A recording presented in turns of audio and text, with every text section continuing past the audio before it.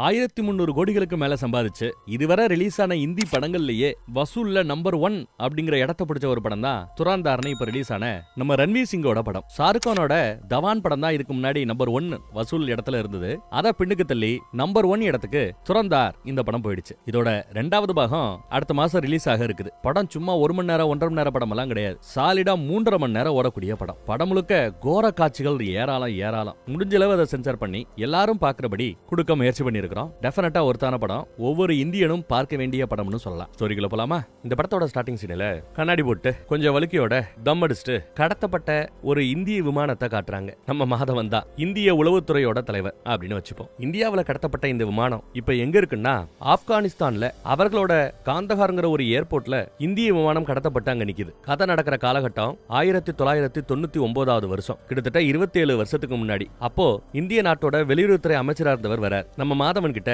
இந்திய நாட்டோட prime minister மேல ஏகப்பட்ட பிரஷரா, எவ்வளவு முயற்சி பண்ணியும் ஒண்ணும் முடியல, ஆமா எதுவும் செய்யாம விட்டுட்டா கடத்தப்பட்ட இந்த பிளைட்ல இருக்கிற நம்ம மக்கள் எல்லாம் செத்து போயிடுவாங்க, வேற வழி இல்ல, கடத்தினவங்க கேட்டுக்கிட்டதன்படி நம்ம கிட்ட கைதியா இருக்கிற சில தீவிரவாதிகளை நாம ரிலீஸ் பண்ணித்தான் ஆகணும் அப்படிங்கிறாரு வெளியுறவுத்துறை அமைச்சர். மாதவனுக்கு இதுல சுத்தமா விருப்பமே இல்ல. சார் ஒத்துக்க கூடாது சார், இந்த மாதிரி கடத்தி வச்சுட்டு நெகோசியேட் பண்றதுக்கு ஒத்துக்கவே கூடாது. ஸ்டார்டிங்ல என்ன கேட்டாங்க, நம்ம கிட்ட கைதியா இருக்கிற 36 தீவிரவாதிகளை ரிலீஸ் பண்ணணும்னு கேட்டாங்க. ஆனா இப்போ 3 பேரை ரிலீஸ் பண்ணா கூட போதுங்கிறாங்க. இதுலயே தெரியல அவங்க தாங்க மாட்டாங்கன்னு. இன்னும் வெயிட் பண்ணலாம், கொஞ்சம் டைம் கொடுங்கன்னு கேட்டு பாக்குறாரு. ஒரு தீவிரவாதியை கூட ரிலீஸ் பண்ண கூடாதுங்கிறார். அதே சமயம் இருக்கக்கூடிய பயணிகளையும் சேஃபா காப்பாற்றவும் முயற்சி பண்ணலாங்கிறார். ஆனா வெளியுறவுத்துறை அமைச்சர் அதுக்கெல்லாம் வாய்ப்பு இல்ல. கடந்த 3 நாட்களாக கடத்தப்பட்ட பயணிகளோட குடும்பம் குட்டி எல்லாம் எவ்வளவு கஷ்டப்பட்டாங்க தெரியுமா? அவங்க பிரதமரையே பார்த்து நேர்ல பேசிட்டாங்க. வெளியில வேற நிறைய இடத்துல போராட்டத்திலையும் இறங்கிட்டாங்க. அவ்வளவுதான், இதுக்கு மேல ஒண்ணும் பண்ண முடியாதுன்னு டாப்ல. அவங்க கேட்டபடி தீவிரவாதிகளை ரிலீஸ் பண்ணி தான் ஆகணும் டாப்ல. அப்புறம் தான் இவங்க 2 பேரும் உள்ளே போறாங்க. உள்ள போய் பார்த்தா கடத்தப்பட்ட பயணியில ஒருத்தவனை அடி நடிச்சு சித்திரவதை பண்ணி கழுத்து அறுத்து கொலை பண்ணி இருப்பாங்க போல. அந்த பிளாஷ்பேக்க நமக்கு காட்டுறாங்க. அந்த ரத்தக்கரைகளை பார்த்து இதுதான் நடந்திருக்கும்னு மாதவனும் புரிஞ்சுக்கிறார். உள்ள வந்து பார்த்தா ஒரு பொண்ணோட தலையில துப்பாக்கியை வச்சு ஒரு தாடிக்கார மிரட்டிக்கிட்டு இருக்கிறான். பேச்சுவார்த்தை துப்பாக்கி முனையில ஒரு காலமும் நடக்காது, துப்பாக்கியை இறக்குன்னு சொன்னதும் அந்த பொண்ணை உள்ள தள்ளி விட்டுட்டான். என்னாச்சு அப்படின்னு கேட்க, நாளைக்கு நீங்க கேட்டுக்கிட்ட அந்த 3 தீவிரவாதிகளையும் ரிலீஸ் பண்றதுக்கு பிரதம மந்திரி ஒத்துக்கிட்டார். ஆப்கான் நாட்டோட கந்தஹார் ஏர்போர்ட்ல அவர்கள் ஒப்படைக்கப்படுவார்கள் அப்படிங்கிறாரு மாதவன். அதை கேட்ட அந்த தீவிரவாதி தாடிக்காரனுக்கு சந்தோஷம். இது போக பணம் வேற கேட்டிருக்கானுங்க. கேட்ட பணம் என்னாச்சுங்கிறான் ஒருத்தன். அவங்க கேட்ட பணம் இந்திய மதிப்புல இன்னைக்கு சொல்றதா இருந்தா கிட்டத்தட்ட 90 கோடி ரூபாய். அதுவும் உங்களுக்கு வந்துரும் அப்படிங்கிறாரு வெளியுறவுத்துறை அமைச்சர். ஆனா அதுக்கு முன்னாடி நான் என்னோட பேசஞ்சர்ஸ பார்க்கணும் அப்படின்னு சொல்லிட்டு உள்ள வரார். உள்ள வந்து பார்த்தா அத்தனை பேரோட கண்களும் கட்டப்பட்டிருக்கிறது. நீங்க தாராளமாக கட்ட அவுக்கலாம், ஜன்னலை திறக்கலாம் அப்படின்னு சொன்னதும் பயணிகளும் பண்றாங்க. தன்னோட பேர் என்னங்கிறதும் தான் உளவுத்துறையோட தலைவருங்கிறதையும் உங்களை நாளைக்கு மீட்க போறோங்கிறதையும் சொன்னதும் அவர்களுக்கு எல்லாம் சந்தோஷம். இங்க சேஃபா இந்தியாவுக்கு வந்து சேர்ந்துடலாம், இவ்வளவு காலம் கொஞ்சம் தைரியமா இருந்ததுக்கு என்னோட நன்றிகள், இந்த கஷ்டமான காலத்துல நிலைமையை புரிஞ்சுக்கிட்டு எங்க கூட இருந்ததுக்கும் நன்றி, பாரத் மாதா கி அப்படின்னு சொல்லுவார். எல்லாரும் ஜெய சொல்லுவாங்கன்னு எதிர்பார்த்தார். ஆனா ஒருத்தரும் ஜெய சொல்லல. ஏன்னா பின்னாடி துப்பாக்கியை காமிச்சு அந்த பாகிஸ்தான் தாடி மிரட்டுறான். மறுபடியும் பாரத் மாதா கி அப்படின்னு சொல்லி பாக்குறாரு. அப்பயும் இருக்கிற பயணிகள் யாரும் ஜெய சொல்லல. ஏன்னா அந்த துப்பாக்கிக்கு பயப்படுறாங்க. அதை பார்த்து அவன் நக்கல் பண்றான் பாருங்க, சிரிக்கிறான் பாருங்க, கேவலமா இவ்வளவுதான்டா நீங்க அப்படிங்கிறாப்ல நக்கல் பண்ணிட்டு போறான். நீங்க எல்லாம் கோலைங்க அப்படின்னு வேற திமிரா பேசுறான். போறவரை நிப்பாட்டி, இதோ இந்த பார்டருக்கு அந்த பக்கத்துல தான் இருப்போம், நீ ஆம்பளை என்ன தூக்கி பாடுறா அப்படின்னு மிரட்டுறாப்ல. மாதவனுக்கோ பயங்கர கோவத்தை கண்ட்ரோல் பண்ணிட்டு உட்கார்ந்துட்டு இருக்கிறாப்ல. எதுக்கு இருக்கிறவர் யாருன்னா உளவுத்துறை செயலர். உன் கோவம் புரியுது, ஆனா கோவப்பட்டு எதையும் பண்ணிட முடியாது, பொறுமையா தான் ஹேண்டில் பண்ணி ஆகணுங்கிறாரு உளவுத்துறை செயலர். குறிப்பா அந்த ரா அப்படின்னு சொல்லுவாங்க, இன்னும் பவர்ஃபுல்லான ஒரு அமைப்பு அது இந்தியாவோட உளவு அமைப்பு ரா. அந்த ராவோட செயலர் அப்படிங்கிறது ரொம்பவே பெரிய பதவின்னு சொல்லலாம். பதிலுக்கு ஏதாவது பண்ணணும்னு மாதவன் துடிக்கிறாப்ல. ஆனா செயலர் விட மாட்டேங்கிறாரு, செக்ரட்டரி விட மாட்டேங்கிறாரு. மாதவன் சொல்றாப்ல, நம்மளால வேற என்ன பண்ண முடியும்? ஐநா சபை கிட்ட உதவி கேட்டோம், உலக நாடுகள்கிட்ட உதவி கேட்டோம் இந்த விஷயத்தை சரி பண்றதுக்கு. இல்ல நாங்க இந்த மாதிரி ஸ்டெப் எடுக்கிறோம், எங்க பிரச்சனையை நாங்களே சால்வ் பண்ணிக்கிறோம்னு இதெல்லாம் பண்ண போறோம்னு சொல்லி கூட ஐநா கிட்டையும் உலக நாடுகள் கிட்டையும் நாங்க இப்படி ஸ்டெப் எடுக்க போறோம் அப்படின்னு சொல்லும் போது அதுக்கும் அவங்க ஒத்துக்கலையா. குறிப்பா அமெரிக்கா நாங்க இதெல்லாம் பண்ண போறோம் சொல்லும் போது இதெல்லாம் ஒரு மீட்பு பணிக்கான தீர்வான்னு சொல்லி சிரிச்சாங்களாம். இந்த தடவை காஷ்மீருக்குள்ள வர்றாங்க, கார்கிலுக்குள்ள வர்றாங்க, நெக்ஸ்ட் டைம் ஹைதராபாத்துக்கும் வருவான், சென்னைக்கும் வருவான். அப்ப என்ன பண்ணுவீங்கன்னு கேக்குறாப்ல. பாகிஸ்தான் தீவிரவாதிகளுக்கு புகலிடம். பாகிஸ்தானோட தீவிரவாத அமைப்புகளோட ஆணி வேற களை எடுக்கணும், பர்மிஷன் கொடுங்கன்னு கேக்குறாப்ல. நெக்ஸ்ட் டைம் இந்தியா மேல தாக்குதல் நடத்துறதுக்கே யோசிக்கணும். அந்த லெவல அவங்க கிட்ட அவங்க மேல நாம பயத்தை காட்டணுங்கிறாப்ல மாதவன். அதுக்காக என்கிட்ட ஒரு திட்டம் இருக்குன்னு கையில இருக்கிற ஒரு திட்டத்தை ஒரு ஃபைல கொடுக்கிறார். ஆனா ரா செயலர் அதுக்கு ஒத்துக்கல. கடத்தப்பட்ட இந்த பயணிகளை மீட்கிறதுலயே உன்னோட பிளானை எப்படி சொதப்பிருச்சுங்கிறத உலக நாடுகளே பார்த்துச்சு. இந்தியாக்குள்ள நடக்கிற உளவு வேலைகள் எல்லாம் நீதான் தலைவர், நீ பாத்துக்க. ஆனா இந்தியாவை தாண்டி வெளியில நடக்கிற உளவு வேலைகள் எல்லாம் ராவோட செயலர் நாங்க பாத்துப்போம், எங்க கிட்ட விட்டுரு அப்படின்னு மாதவனை மட்டம் தட்டுறாரு. இப்ப நம்ம மாதவன் ஒரு ஃபைல கொடுத்து ஒரு திட்டம்னு சொன்னார்ல, அது என்ன திட்டம் ஏது திட்டங்கிறத நமக்கு தெளிவா அந்த இடத்துல சொல்லல. ஃபைல் மட்டும் திட்டம் மட்டும் கைமாறினதை பார்த்தோம். இதெல்லாம் பழைய கதை. இப்போ 2001 வருஷம் டிசம்பர் மாசம் 13ஆம் தேதி இந்தியாவோட நாடாளுமன்றத்துக்குள்ளேயே தீவிரவாதிகள் புகுந்து செக்யூரிட்டிஸ் எல்லாம் சுட்டு தள்ள ஆரம்பிச்சிட்டாங்க. பெரிய பிரச்சனை ஆகுது, கலவரம் ஆகுது. ஒரு பக்கம் படத்துல நடக்கிற விஷயத்தை காட்டி, இன்னொரு பக்கம் இதே சம்பவம் நிஜத்துல நடந்தது. கொஞ்ச நேரத்துக்கு முன்னாடி நாம பிளைட்ல கடத்தப்பட்டாங்க பாகிஸ்தானிய தீவிரவாதிகள்னு சொன்னோம்ல, அது நிஜத்துல நடந்தது. இப்ப நடக்கிற இந்த தாக்குதலும் நிஜத்துல நடந்தது. இந்தியாவோட பார்லிமெண்ட் மேலேயே தாக்குதல் நடத்தினானுங்க. சோ நிஜத்துல நடந்த சில சிசிடிவி ஃபுட்டேஜும் படத்துல இவங்க எடுக்கிற விஷயங்களையும் கொஞ்சம் மாத்தி மாத்தி காட்டுறாங்க. இதுவே கொஞ்சம் புதுசா இருக்குது. மாதவனும் சம்பவ இடத்துக்கு வர புல்லட் ப்ரூஃப் எல்லாம் போட்டு உள்ள வந்து பாக்குற. தாக்குதல் நடத்த வந்தவங்க இல்ல, எல்லாரும் கொலை செய்யப்பட்டு விட்டார்கள். அதுல ஒருத்தன் நல்லா உத்து பார்த்தா தெரியும், இந்திய பிளைட்டை கடத்தினாங்க இல்ல, அந்த குரூப்பை சேர்ந்த ஒருத்தன் தான். அன்னைக்கு மாதவன் கேட்டது நிஜமாயிடுச்சு. ஹைதராபாத்ல சென்னையில தாக்குதல் நடத்தினா என்ன பண்ணுவீங்கன்னு அப்ப கேட்டார். ஆனா தீவிரவாதிகள் ஒருபடி மேல போய் இந்தியாவோட பார்லிமெண்ட் மேலேயே தாக்குதல் நடத்திட்டாங்க. இந்தியாவோட தலைநகரமான டெல்லியிலேயே வந்து தாக்குதல் நடத்திட்டாங்க. இது உலக அளவுல இந்தியாவுக்கு ஒரு மிகப்பெரிய தலைகுனிவு, அவமானம். பிரைம் மினிஸ்டர் பயங்கரமா கோவப்பட்டாப்லையா, ஏதாவது பதிலுக்கு பண்ணி ஆகணும்னு இப்போ அரசாங்கம் முடிவு பண்ணிருக்கான். பரவாயில்ல, இப்பயாவது பொறுத்தது போதும், பொங்கி எழலாம்னு ஒரு முடிவெடுத்திருக்கீங்களே, சந்தோஷங்கிறாரு மாதவன். நீ அன்னைக்கு கொடுத்த ஃபைல நான் இப்ப படிச்சிட்டேன் அப்படிங்கிறாரு வெளியுறவுத்துறை அமைச்சர். 2 வருஷத்துக்கு முன்னாடி இவர் ஒரு திட்டத்தை ஒரு ஃபைல கொடுத்தாரு, அத இப்பதான் தலைவன் படிச்சிருக்காப்ல வெளியுறவுத்துறை அமைச்சர். உன் திட்டத்துல நிறைய விஷயங்கள் இருந்தது. அதுல குறிப்பான ஒரு விஷயம் என்னன்னா, பாகிஸ்தான் நாட்டையே திவாலாக்குறது. அப்படி பாகிஸ்தான் நாடு பணம் இல்லாம திவால் ஆயிடுச்சுன்னா பாகிஸ்தானால தீவிரவாதத்தை ஊக்குவிக்க முடியாது. அந்த மாதிரி ஒரு திட்டம் அம்சம் இருந்திருக்குது. ஆனா பாகிஸ்தானுக்கு பின்னாடி ஏகப்பட்ட பணத்தை கொடுத்து சப்போர்ட் பண்ணி வச்சிட்டு இருக்கிறது அமெரிக்கா. அதனால பாகிஸ்தானை திவாலாக்குற இந்த திட்டம் இப்ப சாத்தியம் இல்ல அப்படின்ட்டாரு வெளியுறவுத்துறை அமைச்சர். ஆனாலும் எனக்கும் சரி பிரதமருக்கும் சரி ஒரு விஷயம் ரொம்பவே பிடிச்சு போனது உன் திட்டத்துல அப்படின்னு சொல்றாங்க. அவர் அதை கேட்டதுமே அந்த ஒரு அம்சம் என்னங்கறத முந்திக்கிட்டு மாதவனே சொல்றாரு, துரந்தார் அப்படின்னு சொல்றாரு. எஸ், துரந்தரா தூரந்தரா தெரியல. ஆனா இந்த திட்டங்கிறது சும்மா ஒரு நாள் போயிட்டு வந்துட்டு ஒரு மாசம் போயிட்டு வந்து நடக்கிற திட்டம் இல்ல, ஒரு பெரிய திட்டம், வருட கணக்கா போகக்கூடிய திட்டம். இது ஒர்க் ஆகுமா அப்படின்னு வெளியுறவுத்துறை அமைச்சருக்கு சந்தேகம் கேட்கிறாரு. இருந்தாலும் வேற வழி இல்ல, பண்ணித்தான் ஆகணும், நிலைமை கையமீறி போறதுக்குள்ள இதை செஞ்சுதான் ஆகணுங்கிறாரு மாதவன். வெளியுறவுத்துறை அமைச்சரும் சரின்னு ஒப்புதல் கொடுத்துட்டார். துரந்தா திட்டத்துக்கு ஒப்புதல் கொடுத்து விட்டார். இவ்வளவு நேரம் ஓகே ஓகேன்னு பேசுற மாதவனை திடீர்னு அவங்க ஒத்துக்கிட்டதும் ஒரு செகண்ட் ஒரு மாதிரி ஆயிட்டாப்ல. ஏன்னா இவ்வளவு ஈஸியா ஓகே சொல்லுவாங்கன்னு அவர் எதிர்பார்க்கல. 2 வருஷமே கொஞ்சம் சீக்கிரம் தான் வச்சுக்கோங்களேன். கொஞ்சம் பதட்டத்திலேயே தண்ணி குடிக்கிறார். இப்போ கதை நடக்கிற காலகட்டம் 2004 வருஷம். ஆப்கானிஸ்தான் நாட்டோட வடகிழக்கு எல்லையில ஒரு கார் வந்துட்டு இருக்குது. ஒரு ஹெலிகாப்டர் பக்கத்துல கார் வந்து நிக்குது. ஆப்கான் மக்கள் சில பேரு பணம் கொடுத்துட்டு அந்த பிளைட்ல அந்த ஹெலிகாப்டர்ல ஏறிக்கிறாங்க. அதுல ஒரு ஆளா நம்ம ஹீரோவும் ஏறிக்கிறான். எப்போ 2004 வருஷம் ஏறின ஹெலிகாப்டர் ஏதோ ஒரு இடத்துல இறங்குது. ஆப்கானிஸ்தானோட பாகிஸ்தானோட 2 நாட்டோட எல்லை பகுதி அங்கதான் வந்து இறங்கி இருக்காங்க போல. இங்க இருந்து எல்லையை கடந்து அந்த பக்கத்துல போனோம்னா கியூல நின்னு ஆப்கானிஸ்தானோட பாஸ்போர்ட்டை காமிச்சு எல்லாம் செக் பண்ண பிறகுதான் பாகிஸ்தானோட எல்லைக்குள்ள வர முடியும். இமிகிரேஷன் ஆபீசர் செக் பண்றாப்ல. எதை செக் பண்றாருன்னு பாருங்க, பாஸ்போர்ட்டுக்குள்ள வச்சிருக்கிற பணத்தை தான் செக் பண்றாரு. லஞ்ச பணம் வந்ததுமே கண்ணை மூடி சீல குத்தி பாகிஸ்தானுக்குள்ள அனுப்பிச்சு வச்சிட்டார். உள்ள வந்தாச்சு, பாகிஸ்தானோட எல்லைக்குள்ள இப்ப இருக்கிறார். பாகிஸ்தானோட தலைநகரம் கராச்சியா, கராச்சிக்கு போகணும்னு சொல்லி இந்த பஸ் கராச்சிக்கு போகுமா அந்த பஸ் கராச்சி போகுமான்னு விசாரிச்சு ஒரு வழியா பஸ்ஸை பிடிச்சு நாம எப்படி சென்னைக்கு வந்து லேண்ட் ஆவோமோ அந்த மாதிரி அவரு கராச்சிக்கு வந்து லேண்ட் ஆயிட்டார். கராச்சியில ஒரு முக்கியமான ஏரியாவோட பேரு லயாரி டவுன். லயாரி, இந்த லயாரியை ஆள்றவங்க தான் பாகிஸ்தான் ரொம்ப பலம் பொருந்தியவர்கள் சொல்லலாம். இப்ப அந்த ஏரியாவே நமக்கு காட்டுறாங்க, எப்படி இருக்குன்னு பாத்துக்கங்க. அந்த ஏரியாக்குள்ள நம்ம ஹீரோ வந்துட்டார். ஒரு பெரிய பேனர் இருக்கிறத கவனிக்கலாம். தாடியே இல்லாம முழு முழுன்னு இருக்கிறான் பாருங்க, அவர் பேர் தான் ரஹ்மான். இங்க 2 ஜாதியா மதமா, ஜாதி தான். 2 ஜாதிகளுக்கு நடுவுல பெரிய பிரச்சனை உண்டு. பேரெல்லாம் சொல்லி குழப்பிக்க விரும்பல, மேலோட்டமா என்ன பிரச்சனைங்கிறத மட்டும் சொல்றேன். இங்க ஒரு டீ கடையா ஜூஸ் கடை ஒண்ணு இருக்குது. அந்த ஜூஸ் கடையில ஒருத்தர் கத்திக்கிட்டே இருக்கிறார். பால் சோடா வேணுமா பால் சோடா வேணுமான்னு வித்துட்டு இருக்காரு. கூவி வித்துட்டு இருக்காரு. இந்த பால் சோடாங்கிறது தான் நம்ம ஹீரோவுக்கு கொடுக்கப்பட்டிருக்கிற கோடு வேர்டு. ஒரு துண்டு பேப்பர்ல அதை நமக்கு காட்டுவாங்க. சோ அந்த சவுண்ட கேட்டதுமே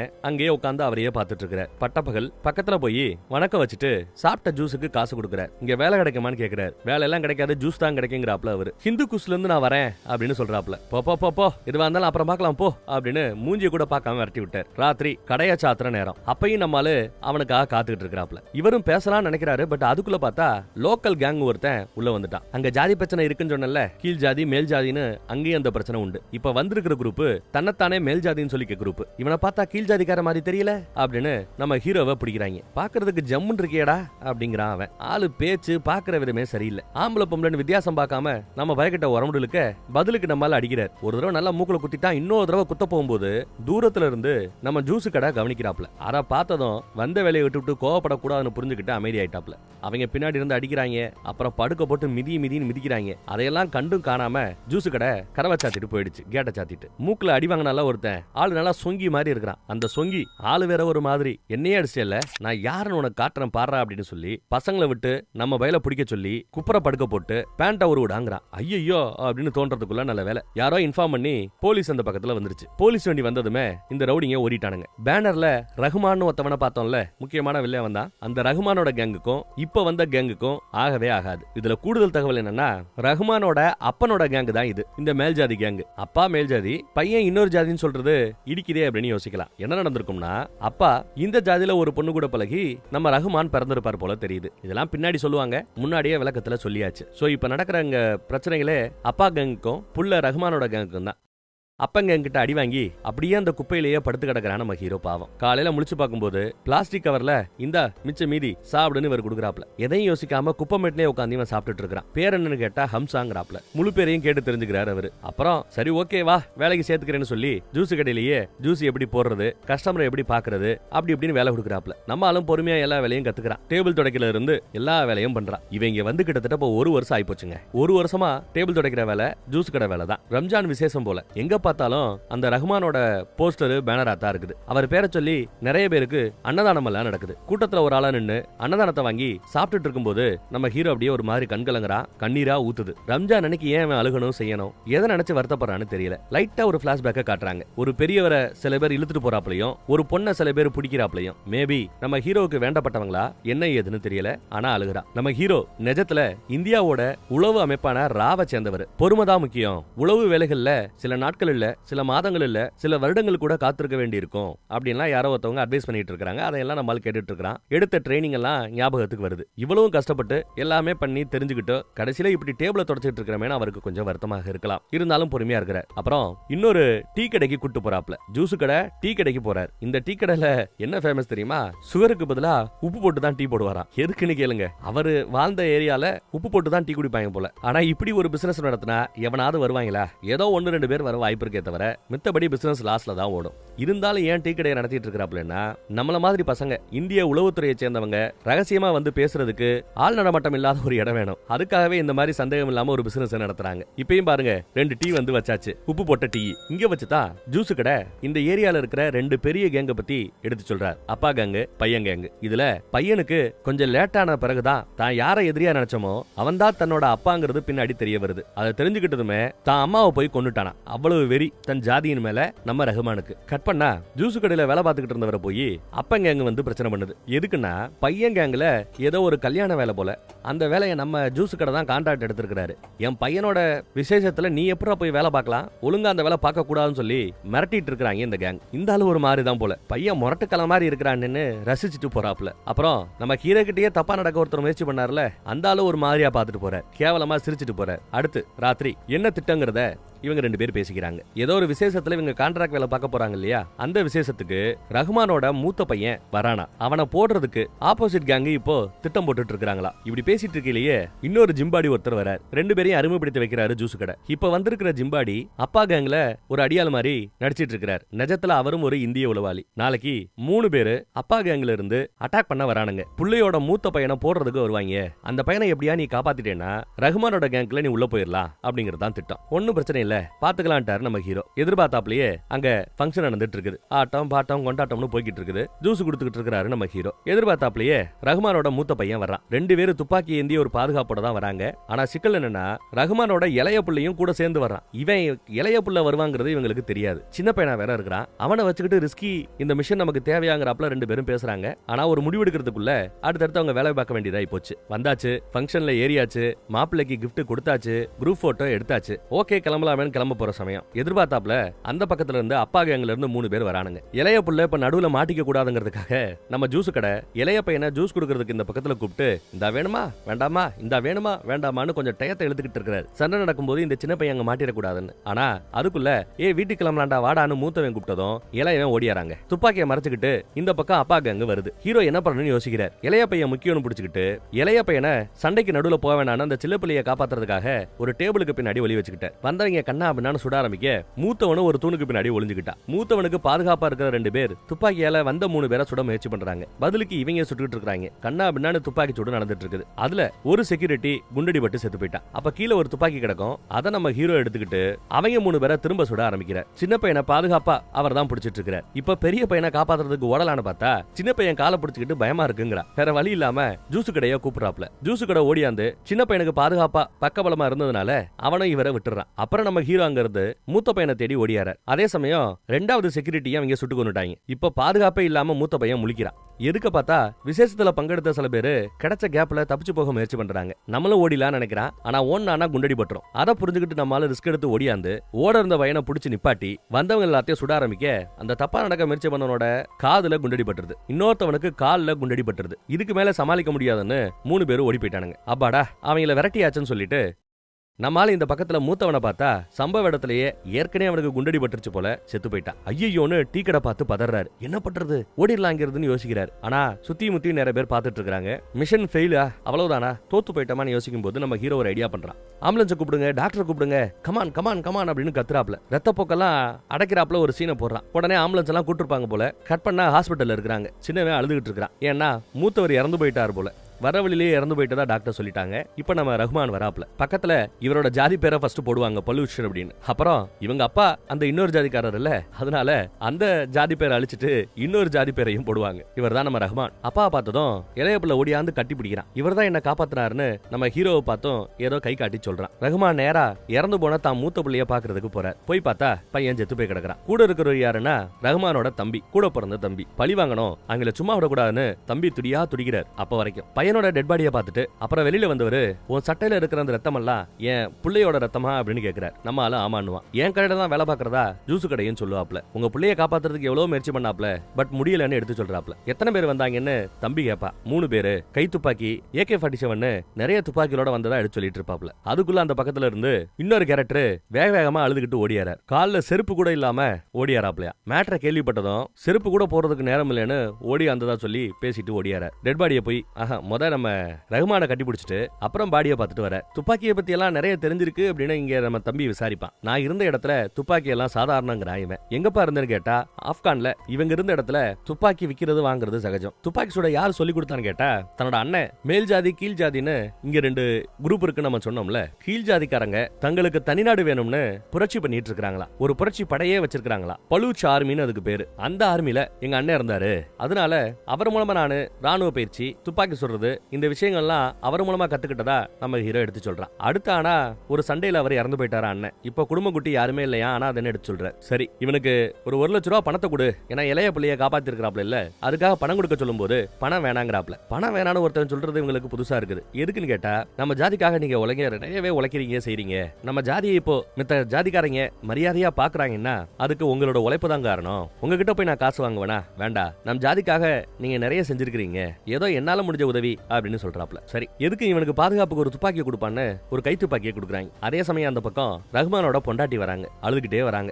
கோமா வராங்க. ஃபர்ஸ்ட் புருஷன் பார்க்காம பெரிய ரவுடி, எவ்வளவு பெரிய ஆளு அதுன்னு கூட பார்க்காம பொலிர்னு வராரு. எல்லா பேரும் பார்த்து மிரண்டு போவானுங்க. என்ன முதலாளியவே அடிக்கிறாளே அப்படின்றாப்ல. ஆனா அடுத்த நொடி கட்டி பிடிச்சு அழுக ஆரம்பிச்சிருவாங்க. இந்த பக்கம் கால்ல செருப்பு போடாம வந்தார்ல அவரு அமைச்சர் போல. அங்க PAPன்னு ஒரு கட்சி இருக்குது. அந்த PAP கட்சியோட அமைச்சர். இவர் கட்சி ஜெயிக்கிறதுக்கு காரணமே ரஹ்மானோட ஜாதிக்காரங்களோட ஓட்டு தான். இப்ப எலெக்ஷன் வேற வரப்போகுதா. சொல்றான். எலெக்ஷன் டைம்ல மாத்தி மாத்தி நீங்க சண்டை போட்டுக்கிட்டு இருந்தீங்கன்னா அப்புறம் நம்ம கட்சி ஜெயிக்க முடியாதுல, கட்சி ஜெயிக்கலன்னா நாளப்பனா உங்களை காப்பாற்ற முடியாதுல, அதனால எலெக்ஷன் முடிகிற வரைக்கும் கம்முன்னு இருக்கணும். உங்க அண்ணன் கிட்ட சொல்லி வை, 1997 என்ன நடந்தது ஞாபகம் இருக்குல்ல அப்படின்னு கேட்கிறாப்ல. தம்பியை லைட்டா மிரட்டுறாரு. என்ன நடந்திருக்கும்? 1997 இந்த ஏரியால இருந்த ஒரு போலீஸ்கார நம்ம ரகுமான ஆல்மோஸ்ட் என்கவுண்டர்ல போட போற சமயம் அப்ப இந்த அமைச்சர் தான் காப்பாத்தினாரா, அதான் ஞாபகப்படுத்துறாரு. அப்புறம் செருப்பை வீட்லயே மறந்துட்டதா சொன்னார்ல, கார் வரைக்கும் செருப்பு போட்டு தான் வந்திருக்கிறாப்ல. கார்ல ஏறினதும் செருப்பு போட்டுக்கிட்டாரு. முந்திரி கொட்ட மாதிரி உங்க அண்ணன் முந்திக்கிட்டு ஏதாவது பண்ணி தொலைய போறான், அப்புறம் நியூஸ்ல அதுக்குன்னு ஏகப்பட்ட மேட்டர் வந்துடும், எலெக்ஷன்ல நாம தோத்து போயிடுவோம், பொறுமையா இருக்க சொல்லு, புரியுதுல, நீ என் புள்ள மாதிரா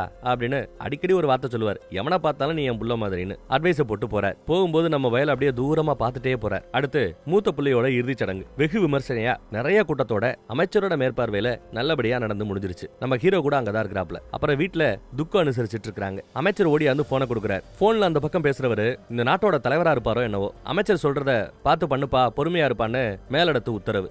இப்ப இருக்கிற ஆளுங்கட்சி நமக்கு சப்போர்ட், எதிர்கட்சி அந்த அப்பங்களுக்கு சப்போர்ட்னு தம்பி எடுத்து சொல்லிட்டு இருக்கிறான் நம்ம ஹீரோ கிட்ட. ஆனா இந்த லோக்கல் ஏரியா இருக்குல்ல, நம்ம பசங்க இருக்கிற இந்த ஏரியா ரொம்ப பெருசு. லெயாரி இந்த ஏரியாவோட பேரு. இந்த ஏரியாவோட முக்காவாசிய ஆண்டுகிட்டு இருக்கிறது ரஹ்மான் தான். காவாசி தான் அப்பங்க கிட்ட இருக்குது. அதையும் அடிச்சு பிடிங்கி இந்த மொத்த ஏரியாவை யாரு ஆள்றாங்களோ அவங்க தான் இந்த ஒட்டுமொத்த கராச்சியுமே ஆளுவாங்க.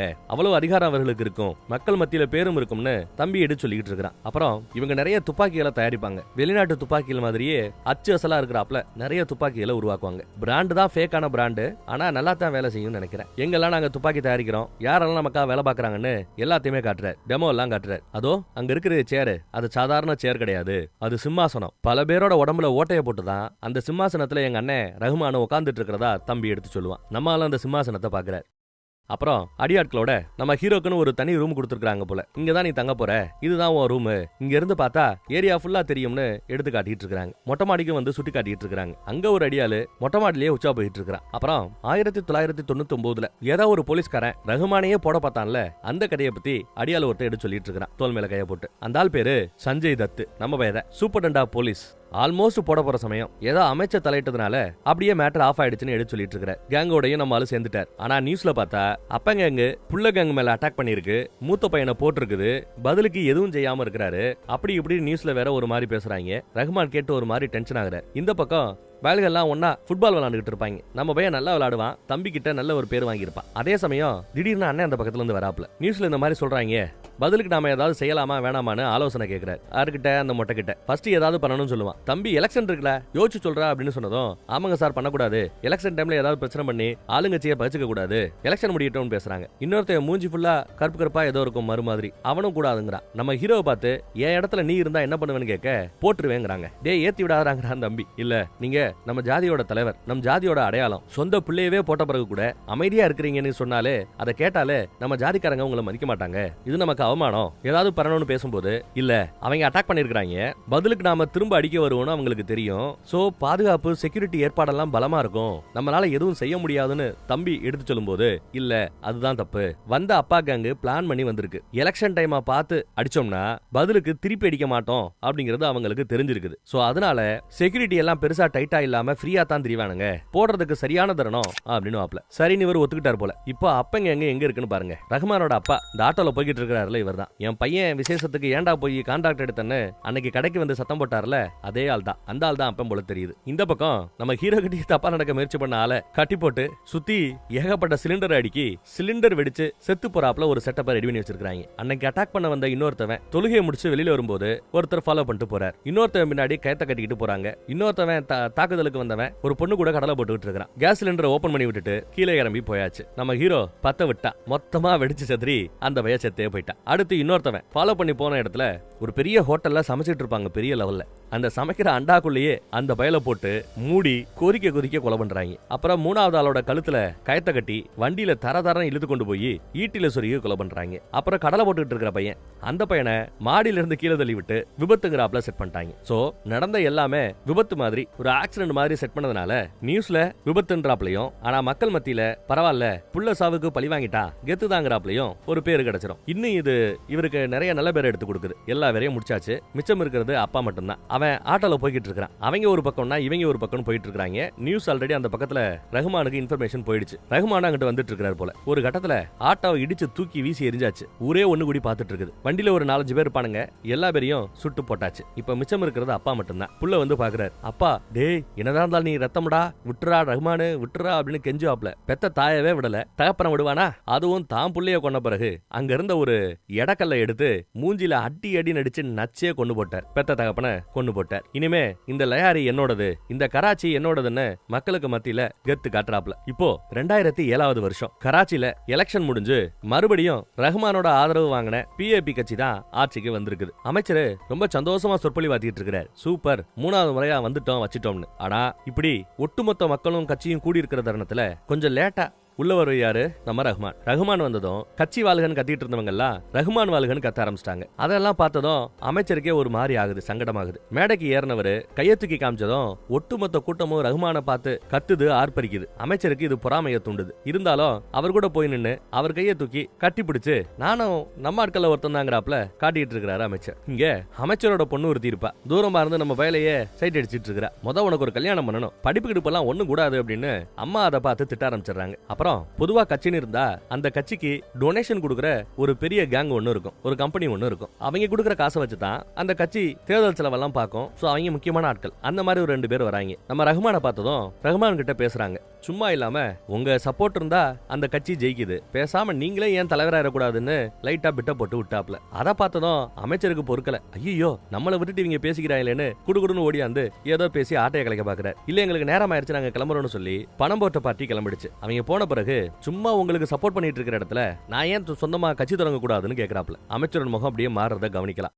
இல்ல என்னதான் நான் சொந்தமா ஒரு புது கட்சி ஆரம்பிச்சாலும் உங்க கூட்டணி கட்சியில தான் இருப்பேன், உங்க கூட்டணி குரூப்புக்குள்ள தான் இருப்பேன். ஆனா தனி கட்சியா இருப்பேன். அப்படி நானு தனி கட்சியை ஆரம்பிச்சா என் கட்சியில சேர்வதற்காக எதிர்கட்சியில இருக்கிற சில பேர் என் கூட சேருவான், உன் கட்சியில இருக்கிற சில பேர் என் கூட சேருவான். ஆனாலும் உன் கூட கூட்டணியில இருக்கிறதுனால என் கட்சி ஆட்கள் எல்லாம் உங்களுக்கு தான் ஓட்டு போடுவாங்க. சோ எதிர்கட்சியில இருந்து ஓட்ட பிரிச்சாப்ல ஆயிடுச்சு, உன் கட்சிக்கு ஓட்ட கொடுத்தாப்ல ஆயிடுச்சு. அப்படி இப்படின்னு பேச பிடிக்கலனாலும் வேற வழி இல்ல. பரவாயில்லையே, நல்லா யோசிக்க ஆரம்பிச்சிட்டேன்னு அமைச்சர் பாராட்டுறாப்ல சீனு. அப்புறம் பொண்ணை பத்தி ஏதோ போட்டு கொடுக்குறாங்க அம்மா. இதுல காண்டான அமைச்சர் ஓடியாந்து பொண்ணுகிட்ட இருந்த போனை பிடிங்கி வீசி எறிஞ்சிட்டு பொண்ணை கூட்டிட்டு கிளம்பிடுறாரு. ஆமான்னு சொல்லல, இல்லன்னு சொல்லல, கிளம்பிடுறாப்ல. அந்த போனை நம்ம ஹீரோ எடுத்து வச்சுக்கிட்ட. அப்புறம் வீட்டுல பார்த்தா வேற ஒரு டிஸ்கஷன் ஓடிட்டு இருக்குது. தம்பி, அந்த பணம் கொடுக்குறாங்கல்ல, பணம் போடுறாங்கல்ல, அவங்க எப்படி பணம் சம்பாதிக்கிறாங்கன்னு நிறைய கதை சொல்லிட்டு இருக்கிறாப்ல. அதுல முக்கியமா அவங்க பணம் சம்பாதிக்கிறது எப்படின்னா, இந்தியாவுல 500 நோட்டு 2000 நோட்டு அச்சடிப்பாங்க இல்லையா, அந்த அச்சு தட்டுக்களை இவங்க டூப்ளிகேட் பண்ணிட்டாங்களாம். ஒரிஜினல்ல வித்தியாசம் தெரியாத ரேஞ்சுக்கு அப்படியே அழகா பிரிண்ட் பண்றாங்களாம். அதுலதான் நிறைய காசு சம்பாதிக்கிறதா தம்பி எடுத்து சொல்லிட்டு இருக்கிறான். பணம் அச்சடிக்கிறது பிரச்சனை இல்ல,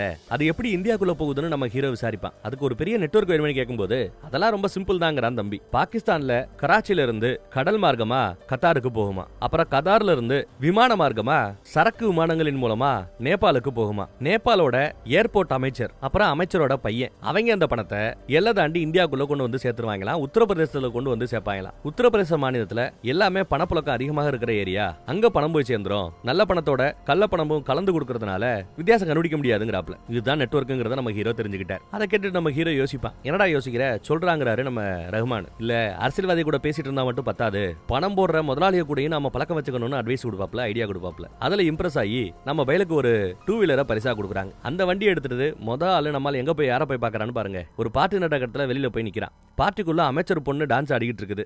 பார்ட்டியில நிறைய போதைப் பொருட்கள் எல்லாம் பயன்படுத்துறாங்க போல. அதையெல்லாம் பார்த்து தெரிஞ்சுக்கிட்டு போலீஸ்க்கு போன் பண்ணி போட்டு கொடுத்துட்டு போலீஸ் ரைடு வரதுக்குள்ள அந்த பொண்ணோட வண்டியை ரிப்பேர் பண்ணி விட்டுறான். வண்டியை எடுத்துட்டு இவ தப்பிச்சு ஓடலான்னு பார்த்தா வண்டி எடுக்கல. என்ன பண்ண தெரியாம டென்ஷனா இருக்கும்போது அப்படியே ஹீரோசத்தோட எதுக்கு வண்டியில உட்காந்து வண்டியில ஏறுன்னு சொன்னதும் அந்த பொண்ணு வண்டியில ஏறிக்கிச்சு. போலீஸ் சில பேர் துரத்துவாங்க. ஆனா அந்த துரத்துற எல்லாத்தையும் தாண்டி கண்ணா பின்னான்னு வண்டி ஓட்டி படிக்கட்டுக்கு மேல வண்டி வர முடியாது. ஆனா இவன் வண்டி ஏறிடுச்சு, கெத்து காட்டிட்டு போறாரு. ஒரு வழியா வீட்டு வாசலையே கொண்டு வந்து இறக்கி விட்டாப்ல. இதுக்கு மேல நான் நடந்து போறேன் அப்படின்னு சொன்னா கூட கேட்காம துணைக்கு வேறேன்னு நம்மளால போயிட்டே இருக்கிறான். உன்னை பத்தி சொல்லுன்னு கேட்கும்போது இந்த மாதிரி ரஹ்மான் கிட்ட அடியாளா இருக்கிறேங்கிறத ஓப்பனா சொல்றாரு. இதெல்லாம் தெரிஞ்சிருந்தாலும் என் கூட பழகுறா இருந்தா பழகலான்னு சொன்னதும் கேட்டுட்டு அவ புகையில எம்மா ஒரு நிமிஷம் வாமான்னு அன்னைக்கு அப்பா தூக்கி போட்ட போனையும் கொடுத்துட்டு நல்ல பேர் எடுத்துட்டு போறாரு இவர். அந்த பொண்ணு ரொம்பவே இம்ப்ரெஸ் ஆயிட்டான்னு சொல்லலாம். அப்புறம் ஜூஸ் கடை அவர் வண்டி எடுக்கும்போது வண்டியோட கைப்பிடியில வழக்கத்துக்கு மாறா மாவு மாதிரி ஏதோ ஒட்டி இருக்கிறத கவனிக்கலாம். அப்படி இருந்தா உள்ள ஏதோ செய்தி இருக்கு, உளவு செய்தி இருக்குன்னு அர்த்தம். உள்ள வண்டியோட கைப்பிடிக்குள்ள அந்த உளவு செய்தி ஒரு பிட்டு பேப்பர்ல இருக்கும். அதுவும் கோடு வெடல ஏதோ கிறுக்கி இருக்கும். அதுல என்ன எழுதி இருக்குன்னா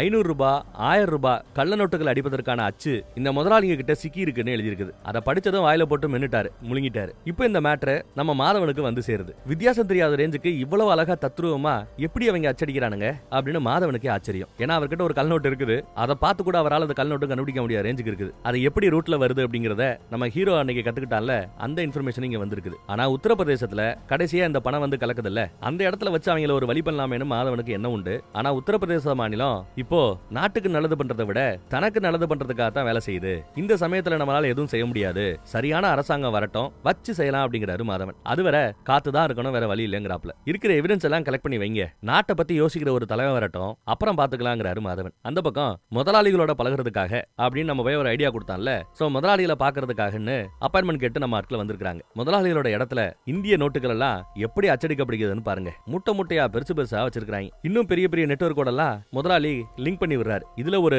வெளிநாட்டுக்காரன் இருக்கிறத கவனிக்கலாம். அவன் கண்ணு ரெண்டும், ஒரு கண்ணு ப்ளூ கலர்ல இருக்கும், இன்னொரு கண்ணு மஞ்சள் கலரா ஆரஞ்சு கலர்ல இருக்குது. ரெண்டு கண்ணும் வேற வேற கலர்ல இருக்கிறத கவனிக்கலாம். அதை நம்ம ஹீரோவும் கவனிக்கிறார். கராச்சியே இப்ப இவரோடதுன்னு நம்ம பையில அறிமுகப்படுத்தி வைக்கிறாரு முதலாளி. திடீர்னு பார்த்தா ஒருத்தர் நம்ம ஹீரோ மேல கைய போட்டு உள்ள வர்றார். இவர் யாருன்னு பார்த்தா பாகிஸ்தான்ல ISIன்னு ஒரு அமைப்பு இருக்குது, உளவு அமைப்பு தான். பாகிஸ்தானிய உளவு அமைப்புல மேஜரா இருந்தவர் தான் இந்த இக்பால். அவர் வந்து உட்காராப்ல ஏதோ சைகை காட்டுறாரு. உடனே அந்த முதலாளி ஒரு பிட்டு பேப்பரை கொடுக்கிறாரு. அதுல இவங்களுக்கு ரஷ்யாவில தயாரிக்கப்பட்ட, அமெரிக்காவில தயாரிக்கப்பட்ட ஒரிஜினல் துப்பாக்கிங்க வேணும், என்னென்ன மாடல் எவ்வளவு வேணும்னு எண்ணிக்கை எல்லாம் இருக்குது போல. இதெல்லாம் நீங்க ரெடி பண்ணி கொடுக்கணும்னு கேக்குறாப்ல. இதை கேட்டதும் தம்பிக்காரன், நாங்க எப்பவுமே டூப்ளிகேட் தான் பண்ணுவோம், நீங்க ஒரிஜினல் கேக்குறீங்க, ஒரிஜினல் என்கிட்ட இருக்காது அப்படிங்கிறாரு. அது எனக்கு தெரியும், ஆனா தனிநாடு வேணும்னு உங்க கேங்கு புரட்சி படை வச்சிருக்குதுல்ல, அந்த புரட்சி படை கிட்ட ரஷ்யா அமெரிக்க ஒரிஜினல் ஆயுதங்கள் இருக்கிறது, அவங்க கிட்ட வாங்கி கொடுங்கிறாப்ல. இதை நீயே அவங்க கிட்ட வாங்கிக்க வேண்டியதானா, ஏன்ட்ட எது கேக்குறேன்னு தம்பி கேட்பான். அப்போ அவர் சொல்றாரு, அவர் வாயில பாருங்களேன் கொஞ்சம் தங்கப்பல்ல மாதிரி ஒன்னு, ஒரு பல்லு மட்டும் உடஞ்சு போயிருக்கு போல மாட்டிட்டு இருக்காரு. தங்கம் என்ன சொல்றாப்லன்னா,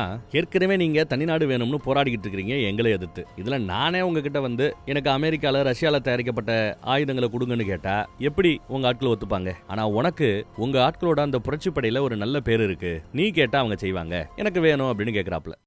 உடனே தம்பிக்காரன் பணம் எப்படி வரும்னு கேட்கும்போது டாலர்ஸ்ல வரும்ன்றாங்க. அதெல்லாம் ஓகே, ஆனா நம்ம அண்ணங்காரன் என்ன சொல்றான்னா, ரஹ்மான் என் மக்களுக்கு நான் துரோகம் பண்ண மாட்டேன் அப்படின்னு சொல்லுவார். உடனே நம்ம தங்கம், அரசியல்ல பெரிய ஆளாகணும்னு ஆசைப்படுறீங்க, முன்ன பின்ன இந்த மாதிரி விஷயங்களை செய்யாம அரசியல்ல பெரிய ஆளாக ஆக முடியாது. இதுவரை அரசியல்ல பெரிய ஆளானவங்க எல்லாம் இந்த மாதிரி சில கமிட்மெண்ட், சில அட்ஜஸ்ட்மெண்ட் பண்ணி தான் மேல வந்திருக்காங்கன்னு எடுத்து சொல்லுவார். கூடவே நம்ம முதலாளி கேட்கறத பண்ணி கொடுங்க, நம்ம நாட்டோட தலைவர்கிட்டயே இவர் நல்ல பேர் இருக்கு, அவர் ஒரு வார்த்தை சொன்னார்னா நீங்க கட்சி ஆரம்பிக்கிறது தலைவர் அதெல்லாம் ரொம்ப ஈஸி, சாதாரணமா வந்துட முடியும் அப்படி இப்படின்னு எடுத்து சொல்லுவாங்க. உடனே நம்மளும் தம்பிக்கிட்டே இதை பார்த்து பண்ணி கொடுறான்னு பேப்பரை கொடுத்துட்டான், சீட்டை கொடுத்துட்டான். அதுலதான் லிஸ்ட் இருக்கு, என்னென்ன வேணும், என்ன ஆயுதங்கள் வேணும்னு. ஆனா கடைசி அந்த முதலாளியை பார்த்து ஒரு மிரட்டுறாப்ல, கேட்கறதெல்லாம் பண்ணி கொடுக்குறேன், ஆனா பதிலுக்கு நீங்க இப்ப சொன்ன விஷயங்கள் எல்லாம் பண்ணி கொடுக்கலன்னா விதவிதமா கொடூரமா கொலை பண்றதுல நாங்க எக்ஸ்பர்ட், உங்க சாவு ரொம்ப கொடூரமா இருக்கும்னு மிரட்டுறாப்ல. இதை கேட்டதான் அந்த முதலாளிக்கு ஒரு மாதிரி ஈகோ டச் பண்ணாப்ல ஆகி போயிடுது, மூஞ்சி ஒரு மாதிரி சுண்டி போயிடுது. அடுத்த செகண்ட் அங்க அமைச்சருக்கு போனை போட்டு, உங்க சீட்டுக்கு அவன் ஆசைப்படுறான், நாளை பண்ண உங்க தொகுதி அவன் பக்கம் போயிடும், கொஞ்சம் முந்திக்கிட்டு ஏதாவது பண்ணுங்க அப்படின்னு ஒரு முதலாளி ஒரு அட்வைஸை போட்டு விட்டார். உடனே அமைச்சர் ஒரு மாதிரி ஆயிட்டார். இந்த பக்கம் பார்த்தா நம்ம ஹீரோ ரஹ்மான் நல்லா சரக்கு அடிச்சிட்டு வீட்டுக்கு போற சமயம், என்னதான் இருந்தாலும் நம்ம மக்களுக்கு நீங்க துரோகம் பண்ணக்கூடாது, இந்த விஷயத்தை செய்யக்கூடாது அப்படின்னு எடுத்து சொல்லுவாப்ல. அவங்க பேசிக்கிட்டதுல முக்கியமான இன்னொரு விஷயம் என்னன்னா, இந்த ஆயுதங்கள் எதுக்குப்பா அப்படின்னு நம்ம ஆட்கள் கேட்டிருப்பாங்க, ரஹ்மான் கேட்டிருப்பாரு. அந்த ஆயுதங்கள் எதற்குன்னா, ரஷ்யாவில் தயாரிக்கப்பட்ட, அமெரிக்காவில் தயாரிக்கப்பட்ட ஆயுதங்கள் எடுத்துக்கிட்டு சில தீவிரவாதிக இந்தியாவுக்குள்ள நுழைய போறாங்களாம், கராச்சியில இருந்து கிளம்பி. அதனாலதான் நம்ம ஹீரோ அந்த மேட்டர் சொல்லி கேட்காம நம்ம மக்களுக்கு துரோகம் பண்ணக்கூடாது, இது வேண்டான்னு தடுக்க முயற்சி பண்றாரு. ஆனா நீ யாரா எனக்கு அட்வைஸ் பண்றதுக்குன்னு போதையில கண்ணாமண்ணான்னு திட்டி அமுச்சு வச்சுட்டாப்ல. நம்மால ஜூஸ் கடையில போய் உட்காந்துக்கிட்டு புலம்பிட்டு இருக்கிறான். கராச்சியில இருந்து 10-12 பேர் ஆயுதங்கள் எடுத்துக்கிட்டு இந்தியாவுக்குள்ள போறாங்க, அக்டோபர் 3ஆம் தேதி ஏதோ பெருசா பண்ண போறாங்க, பட் என்ன பண்ண போறாங்க அப்படின்னு ஒரு கிளாரிட்டி இல்லைன்னு புலம்பிட்டு இருக்காங்க. அப்ப இந்த அப்டேட் இந்திய உளவு அமைப்புக்கு போகும். இதே மாதிரி உளவு அமைப்புகள் 3-4 ரகம் இருக்கு இந்தியாவுல. உள்நாட்டுக்குள்ள உளவு பாக்குறது, வெளிநாட்டுல உளவு பாக்குறது, பாகிஸ்தான்ல மட்டும் உளவு பாக்குறதுன்னு பல உளவு அமைப்புகள் இருக்கு. இந்த எந்த ஒரு உளவு அமைப்புல இருந்து செய்தி வந்தாலும், வேற வேற உளவு அமைப்புல இருந்து செய்தி வந்தாலும், அந்த செய்திகளை சேகரிக்கிறதுக்காக ஒரு ஜாயிண்ட் ஃபோர்ஸ் ஒண்ணு அங்க இருக்கும். அந்த தகவல் மையத்துக்கு இப்ப செய்தி வருது. 3 விதமான உளவு அமைப்புகள்ல இருந்து செய்தி வருது, இந்த மாதிரி அக்டோபர் 3ஆம் தேதி ஏதோ பண்ண போறாங்கன்னு. ஆனா வேற வேற ஏரியா சொல்றாங்க, எது கரெக்ட்னு இன்னும் புலப்படல. இதெல்லாம் ஒரு பக்கம் இருக்கட்டும். அடுத்து 1999ல ரஹ்மான போடுறதுக்காக ஒரு போலீஸ் ஏதோ பெருசா பண்ணாப்ல, ஒரு எஸ்பின்னு சொன்னோம்ல நம்ம சஞ்சய் தத், அவரை தான் இங்க காட்டுறாங்க. இங்கேயோ ஒரு பாலைவனத்துல ஏதோ ஒரு டீலிங்காக போய் அவங்கள ஹீரோயிசத்தோட விதவிதமா கொலை பண்றாரு. கடைசி ஆளை போட்டு தள்ளும்போது தான் அமைச்சர்கிட்ட இருந்து போன் கால் வரும், இந்த மாதிரி வாயா எங்கேயா இருக்க, வீட்டுக்கு வாயான்னு கூப்பிடுறாப்ல. சரின்னு நம்மளால வண்டி ஓட்டிட்டே வரேன்னு சொல்லிட்டான். இங்க பார்த்தா தனிநாடு வேணும்னு போராடிக்கிட்டு இருக்காங்கல்ல, அவங்களோட ராணுவ பிரிவு இருக்கிற இடத்துக்கு நம்ம ரஹ்மான் போறாரு. இவங்களுக்காக நிறைய பொட்டி பொட்டியா ஏதோ கொண்டு வந்திருக்காரு. அப்புறம் இந்த பசங்க ஒரு 100 பேருக்கு சுயமா மருத்துவம் பார்ப்பது எப்படின்னு கராச்சில வச்சு ரஹ்மான் ட்ரைனிங் கொடுக்குறாராம். ஏன்னா சண்டை யுத்தம்னு வரும்போது அடிபடும், அவங்களுக்கு மருத்துவம் பார்க்கணும். அந்த ட்ரைனிங்கை நம்ம கராச்சில வச்சு இவர் கொடுக்குறாராம். அதுக்கு இந்த பக்கம் ஒரு தாத்தா தான் தலைவரா இருக்கிறாரு. தனிநாடு வேணும்னு கேட்கிற இந்த குரூப்புக்கு பக்கத்துல இருக்கிறது பேரன், அவரோட சொந்த பேரன் போல. அவருக்கு அப்புறம் நீதாண்டா எல்லாம் நல்லா பாத்துக்கணும்னு நம்ம ரஹ்மானே பாராட்டி பேசிட்டு இருக்கிறார். அப்புறம் ஏதோ எங்களோட அன்பளிப்புன்னு சொல்லி ஒரு பெரிய பை நிறைய பணத்தை கொண்டு வந்து அடுக்குறாங்க. அப்புறம் அந்த லிஸ்ட்டை கொடுத்து இந்த லிஸ்ட்ல இருக்கிற ஆயுதங்கள் வேணும், அமெரிக்கால ரஷ்யால தயாரிக்கப்பட்ட ஆயுதங்களாக இருக்கணும் அப்படின்னு கேட்டுக்க அவரும் சரின்னு ஒத்துக்கிறார். அடுத்த மாசம் வியாழக்கிழமைக்குள்ள ஆயுதங்கள் வந்தானுன்னு கேட்டுக்க சரின்னு ஒத்துக்கிறார். அப்புறம் இவங்க கிட்ட ஒரு ஆயுத கிடங்கே இருக்கும், விதவிதமா ஆயுதம் இருக்கும். அதெல்லாம் பார்த்தது நம்ம பசங்க குஷியாகி தம்பி நம்ம ஹீரோவும் எப்படி எல்லாம் துப்பாக்கியில சுட்டு என்ஜாய் பண்ணிட்டு இருக்காங்க பாருங்க. ஏதோ பொம்மை துப்பாக்கி வச்சு நாம விளையாடுறாப்புல ரியல் துப்பாக்கி வச்சு அவங்க விளையாண்டுட்டு இருக்காங்க. அப்புறம் அங்க நம்ம சஞ்சய் வந்து சேர்ந்துட்டாரு அமைச்சர் வீட்டுக்கு. ஆளு கிட்டத்தட்ட 7 அடி உயரம். ஆனா இந்த படத்துல இவரை ஒரு 5 அடி உயரத்துல தான் காட்டுறாங்க. ஆளு கொஞ்சம் குள்ள மாதிரியே காட்டுறாங்க. இவருக்கு ஒரு 5-6 வருஷமா சஸ்பென்ஷன்லயே இருக்கிறார் போல. அந்த சஸ்பென்ஷனை ரிவோக் பண்றதுக்கான ரிப்போர்ட்டை அவர் கொண்டு வந்து வச்சிருக்காரு. ஆர்டர், நீ மறுபடியும் வேலைக்கு ஜாயின் பண்ணிக்கலாம்னு ஆர்டர் இருக்கு. இந்த ஆர்டரை கொடுத்துட்டு எனக்கே ஆப்போ வைக்கிறாப்புல ஒருத்தன் வளர்ந்துட்டு இருக்கான், அவனை போட்டு தள்ளணும்னு கொடுத்தா வேண்டான்னு திரும்ப கொடுக்குறான். என்னையா பிரச்சனைன்னு கேட்டா, இங்க பாரு இப்ப அவன் வேற லெவல்ல வளர்ந்து நிக்கிறான். போலீஸ் பல பேருக்கு அவன் லஞ்சம் கொடுத்துட்டு இருக்கான். லோக்கல்ல இருக்கிற எல்லா போலீஸும் அவனுக்காக வேலை பார்க்கறாங்க. அந்த லோக்கல் போலீஸை வச்சுக்கிட்டு அவனெல்லாம் என்னால போட முடியாது. அவனை போடணும்னா எனக்குன்னு ஒரு தனி கமிட்டி, ஒரு தனி டீமை கொடு. நான் சொல்ற ஆட்கள் தான் அங்க வேலைக்கு இருக்கணும். நான் சொல்றதை தான் அவங்க செய்வாங்க. லஞ்சத்தை பத்தி யோசிக்க கூட கூடாது நாங்க. அப்படின்னா எவ்வளவு பணத்தை நீங்க எங்களுக்காக ஃபண்டை ஒதுக்கணும்னு பாத்துக்கங்க. இதெல்லாம் பண்ணி கொடுக்குறா இருந்தா நான் மறுபடியும் பதவி ஏத்துக்கிறேன், அவனை போடுறேன் அப்படிங்கிறார். எல்லாத்துக்கும் அமைச்சர் சரின்னு ஒத்துக்கிட்டார் போல. இவங்க பேசி முடிச்சிட்டு கிளம்பி போகையில அந்த பொண்ணு, அமைச்சர் பொண்ணு இவரை பாத்துறாப்ல, இவரும் அமைச்சர் பொண்ணை பாத்துறாப்ல. யாரு என்னன்னு கேட்டா அதெல்லாம் தேவையில்லப்போ அப்படின்னு விரட்டி வர்றாரு. இந்தமா ஏதோ பணம் கேக்குது, எப்பா பார்த்தாலும் நொய்யி அது வேணும் இது வேணும்னு பணம் கேட்டுக்கிட்டு, பணம் என்ன மரத்துல முளைக்குது அப்படின்னு பொண்ணை வேற திட்டுறாரு. அந்த பக்கம் இங்க ஜோரா காதல் போய்கிட்டு இருக்குது. நல்லா ஊர் சுத்திட்டு இருக்காங்க. வீடு வரைக்கும் வர ஆரம்பிச்சிட்டான். பெட்ரூம்ல ஏதோ சத்தம் கேக்குதுன்னு இவர் எட்டி பார்ப்பார். ஆனா நம்ம பையன் அங்க இல்ல. இங்க சஞ்சய் கேட்டாப்ல ஒரு தனி டீம், தனி ஆபீஸ், ஆயுதம், எல்லா வசதிகளும் அவருக்கு செஞ்சு கொடுத்துட்டாங்க. இனி நம்ம ரஹ்மான போடுறதா அவரோட வேலையா இருக்க போகுது. இதுக்கு மத்தியில விசேஷத்துக்கு ரஹ்மானோட வீட்டுக்கு அமைச்சர் வரார். அமைச்சர் பொண்ணெல்லாம் வந்திருக்காங்க. ஓரக்கண்ணில் பாக்குறது திருட்டுத்தனமான காதல்னு நல்லா தான் போய்கிட்டு இருக்கோம். அப்புறம் ஜூஸ் கடைக்கு வேற அவர் கூட்டு வர ரேஞ்சுக்கு ஆயிப்போச்சு. அங்க பேப்பர்ல சஞ்சய் இந்த மாதிரி மறுபடியும் எஸ்பியா இதே ஏரியாவுக்கு வந்திருக்கிறாப்ல, பதவி ஏற்றிருக்கிறாப்லங்கிற செய்தியை பாக்குறா. இந்த ஆளை நான் என் வீட்டுல பார்த்தேன், இந்த ஆளால உங்களுக்கு ஏதாவது பிரச்சனை வருமானு கேட்கும்போது, எதுக்கும் இந்த ஆள் நாளப்பனா வந்தானா என்ன ஏதுன்னு பார்த்து வையே, இவனால நாளப்பனா பிரச்சனை வரலான்னு நம்ம ஹீரோ கூட சொல்றார். இந்த பக்கம் மாதவனுக்கு இப்போ நம்ம பசங்க கலெக்ட் பண்ணி கொடுத்த அடுத்த இன்டெல், அடுத்த உளவு செய்தி வருது. அந்த உளவு செய்தி என்னன்னா, சில வருடங்களுக்கு முன்னாடி துபாயில வச்சு பாகிஸ்தானிய அரசியல்வாதிகளும் அதிகாரிகளும் நம்ம அமைச்சரோட பிள்ளையோட ஒரு மீட்டிங்ல இருந்தாங்க. அங்க அவங்களுக்கு நடுவுல ஏதோ ஒரு டீல் எட்டப்பட்டிருக்கிறது. அதுக்கு பிறகு பாகிஸ்தான் இந்தியாவுக்கு இந்த கரன்சி நோட்டு, இந்திய நோட்டுகளை அடிப்பதற்கு காகிதத்தை யாரு சப்ளை பண்றாங்களோ அதே இடத்துல இருந்து பாகிஸ்தானும் நாங்க கரன்சி அடிக்கிறோம், எங்களுக்கு அந்த நோட்டு வேணும்னு கேட்டு அந்த இடத்தை கண்டுபிடிச்சு அவங்க கிட்ட இருந்து கான்ட்ராக்ட் வாங்கி இருக்காங்களா. இதை கேட்டதும் மாதவன் மூஞ்சி எப்படி மாறுது பாருங்க. அதெல்லாம் இருக்கட்டும் தம்பி, நம்மளோட அச்சு பிளேட் எப்படி அவங்களுக்கு போச்சு அப்படின்னு மாதவன் விசாரிக்கிறாரு. அடுத்து அது இன்னும் சில வருஷங்கள் இன்னும் முன்னாடி போனா 2007ல இந்திய கரன்சியில சில மாற்றங்களை கொண்டு வரதுக்காகன்னு நாம புதுசா தட்டுக்களை உருவாக்கணும், அச்சு தட்டுக்களை. நம்மளோட அமைச்சர் ஒருத்தர், அந்த அமைச்சரோட பையன் ஒருத்தன், 2 பேரும் சேர்ந்து லண்டன்ல இருந்து தான் அந்த தட்டுக்களை வாங்கிட்டு வராங்க. அப்படி வர்ற வழியில அவங்களோட தனி விமானம் தொழில்நுட்ப கோளாறு காரணமாக துபாயில சில மணி நேரம் இறங்கி இருந்ததாம், தரையிறங்கி இருந்ததாம். அதே சமயம் பாகிஸ்தானிய முதலாளிகள் துபாயில ஏர்போர்ட்ல இருந்தாங்க. அங்கதான் ஒரிஜினல் தட்டுக்களை டூப்ளிகேட் பண்ணி பாகிஸ்தானிய முதலாளிகளுக்கு நம் நாட்டோட சொந்த அமைச்சர் பிள்ளையும் உதவி பண்ணிருக்காங்க அப்படின்னு உளவு செய்தி சொல்றதா அவர் எடுத்து சொல்றார். இப்பெல்லாம் நம்ம தங்கமும் அங்கதான் இருக்கிறாப்ல, எல்லாம் அவர் மேற்பார்வையில தான் நடக்குது. அடிக்கடி அந்த தங்கப்பல வேற காட்டுறாங்க. இதுக்கு லஞ்ச பணமா அவங்களோட வெளிநாட்டு பேங்க் அக்கவுண்ட்ல பல கோடிகளை குமிச்சு கொடுத்திருக்கானா அந்த பாகிஸ்தானிய முதலாளி. இதெல்லாம் கேட்டதும் மாதவனுக்கு அவ்வளவு கோவம் வரும். இப்போ அந்த அமைச்சரையோ அந்த அமைச்சர் பிள்ளையோ எதுவும் பண்ண முடியாது. ஏன்னா அதிகாரம் அவங்க கிட்ட இருக்கு. நம்மளையே தூக்கி அடிப்பானுங்க, நம்மள பிளாக் லிஸ்ட் பண்ணுவானுங்க. அரசியல் மாறட்டும், அப்புறம் நம்ம ஆட்டத்தை காட்டுவோம் அப்படிங்கிறாரு மாதவன். அதுவரை எப்பவும் போல பொறுமையா இருப்போங்கிறாப்ல. அந்த பக்கம் பார்த்தா ஆயுதங்களை வண்டியில அடிக்கிட்டு இருக்காங்க. எங்கேயோ கிளம்ப போற சமயம் திடுதுப்புன்னு ரஹ்மானோட இளைய புள்ளிக்கு ஏதோ பிரச்சனை. உடனே நாங்க ஹாஸ்பிட்டலுக்கு போறோம் அப்படின்னு கிளம்புறாங்க. சுயநாடு வேணும் தனிநாடு வேணும்னு ஒரு அமைப்பு போராடுதுல்ல, அவங்க கிட்ட ரஷ்ய அமெரிக்க ஒரிஜினல் ஆயுதங்கள் வேணும்னு கேட்டாங்கல்ல, அந்த ஆயுதங்கள் தான் இப்ப வந்திருக்குது. இந்த ஆயுதத்தை டெலிவரிக்கு போக வேண்டிய இடத்துல தான் இவர் இப்ப திடுதுப்புன்னு ஹாஸ்பிட்டல் போக வேண்டியதா ஆயிப்போச்சு. நான் ஹாஸ்பிட்டலுக்கு போறேன், நீங்க ஆயுதங்களை சேஃபா கொண்டு போய் அவங்க கிட்ட டெலிவரி பண்ணுங்க, டாலர்ல பணத்தை மறக்காம எண்ணி வாங்கிட்டு வாங்க அப்படின்னு சொல்லிட்டு இவர் கிளம்பிட்டார். நம்ம ஹீரோ அப்படி மேல பார்த்தா சமயக்கரை ஒரு மாதிரியா யார்ட்டையோ போன் பேசுறத ஹீரோ கவனிக்கிறார். நம்ம ஆளுக்கு ஏதோ பொறி தட்டுது, என்னன்னு தம்பி கேட்டா ஒண்ணுமில்லைன்ட்டா நம்ம ஆளு. சோ ஒரு பக்கம் ஆயுதங்களை டெலிவரி பண்றதுக்காக நம்ம பசங்க போய்கிட்டு இருக்காங்க. அந்த இடத்துக்கும் போயாச்சு. போற வழியில பார்த்தா இந்தியாவுக்குள்ள நுழையறதுக்காக சின்ன பசங்க எல்லாம் நிறைய பேர் இருக்கிறானுங்க. ஆயுதத்தை கொண்டு போய் வச்சதுமே நம்ம தங்கம் பிள்ளைகளை கூப்பிட்டு, டேய் அஜ்மல் இஸ்மாயில் பாருங்கடா, இதெல்லாம் உங்களுக்காக தாண்டா அப்படின்னு சொன்னதும் அந்த அஜ்மல் இஸ்மாயில் இந்த பயல்கள் எல்லாம் எடுத்து அந்த துப்பாக்கி எல்லாம் பார்த்துட்டு இருக்காங்க. சூப்பர் சூப்பர்னு கையோட எடுத்துட்டு போறாங்க. இவங்க தான் இந்தியாவுக்குள்ள வந்து நிறைய படுத்த போறானுங்கன்னு நினைக்கிறேன். அங்க நம்ம ஹீரோ கேப்பாப்ல, என்ன இன்னும் கிளம்பலையா, நாளைக்கு கிளம்ப போறீங்களான்னு கேட்கும்போது, இல்ல பிளான்ல சேஞ்ச், நாங்க இந்த மாதிரி தாக்க போறோங்கிறத யாரோ துப்பு கொடுத்துட்டாங்க, துப்பு கொடுத்தவன் யாருன்னு தெரிஞ்சு போயிடுச்சுன்னு நம்ம ஹீரோவோட ஷோல்டர்ல தட்டி கொடுக்கும்போது ஹீரோ ஒரு மாதிரி மிரண்டு போய் பார்ப்பான். அதே சமயம் அந்த பக்கம் பார்த்தா பாலத்துக்கு நடுவுல முன்னாடி போன வண்டியை ராக்கெட் பாம்பை போட்டு வெடிக்க செஞ்சு பாலத்துல இருந்து கீழே விழுந்துட்டாங்க. பின்னாடி வந்த வண்டியில தான் நம்ம ரஹ்மான் இருக்கிறாரு. துப்பாக்கியால கண்ணா அப்படின்னு சொல்றானுங்க. வேற வழி இல்ல, இப்ப தான் புள்ளைய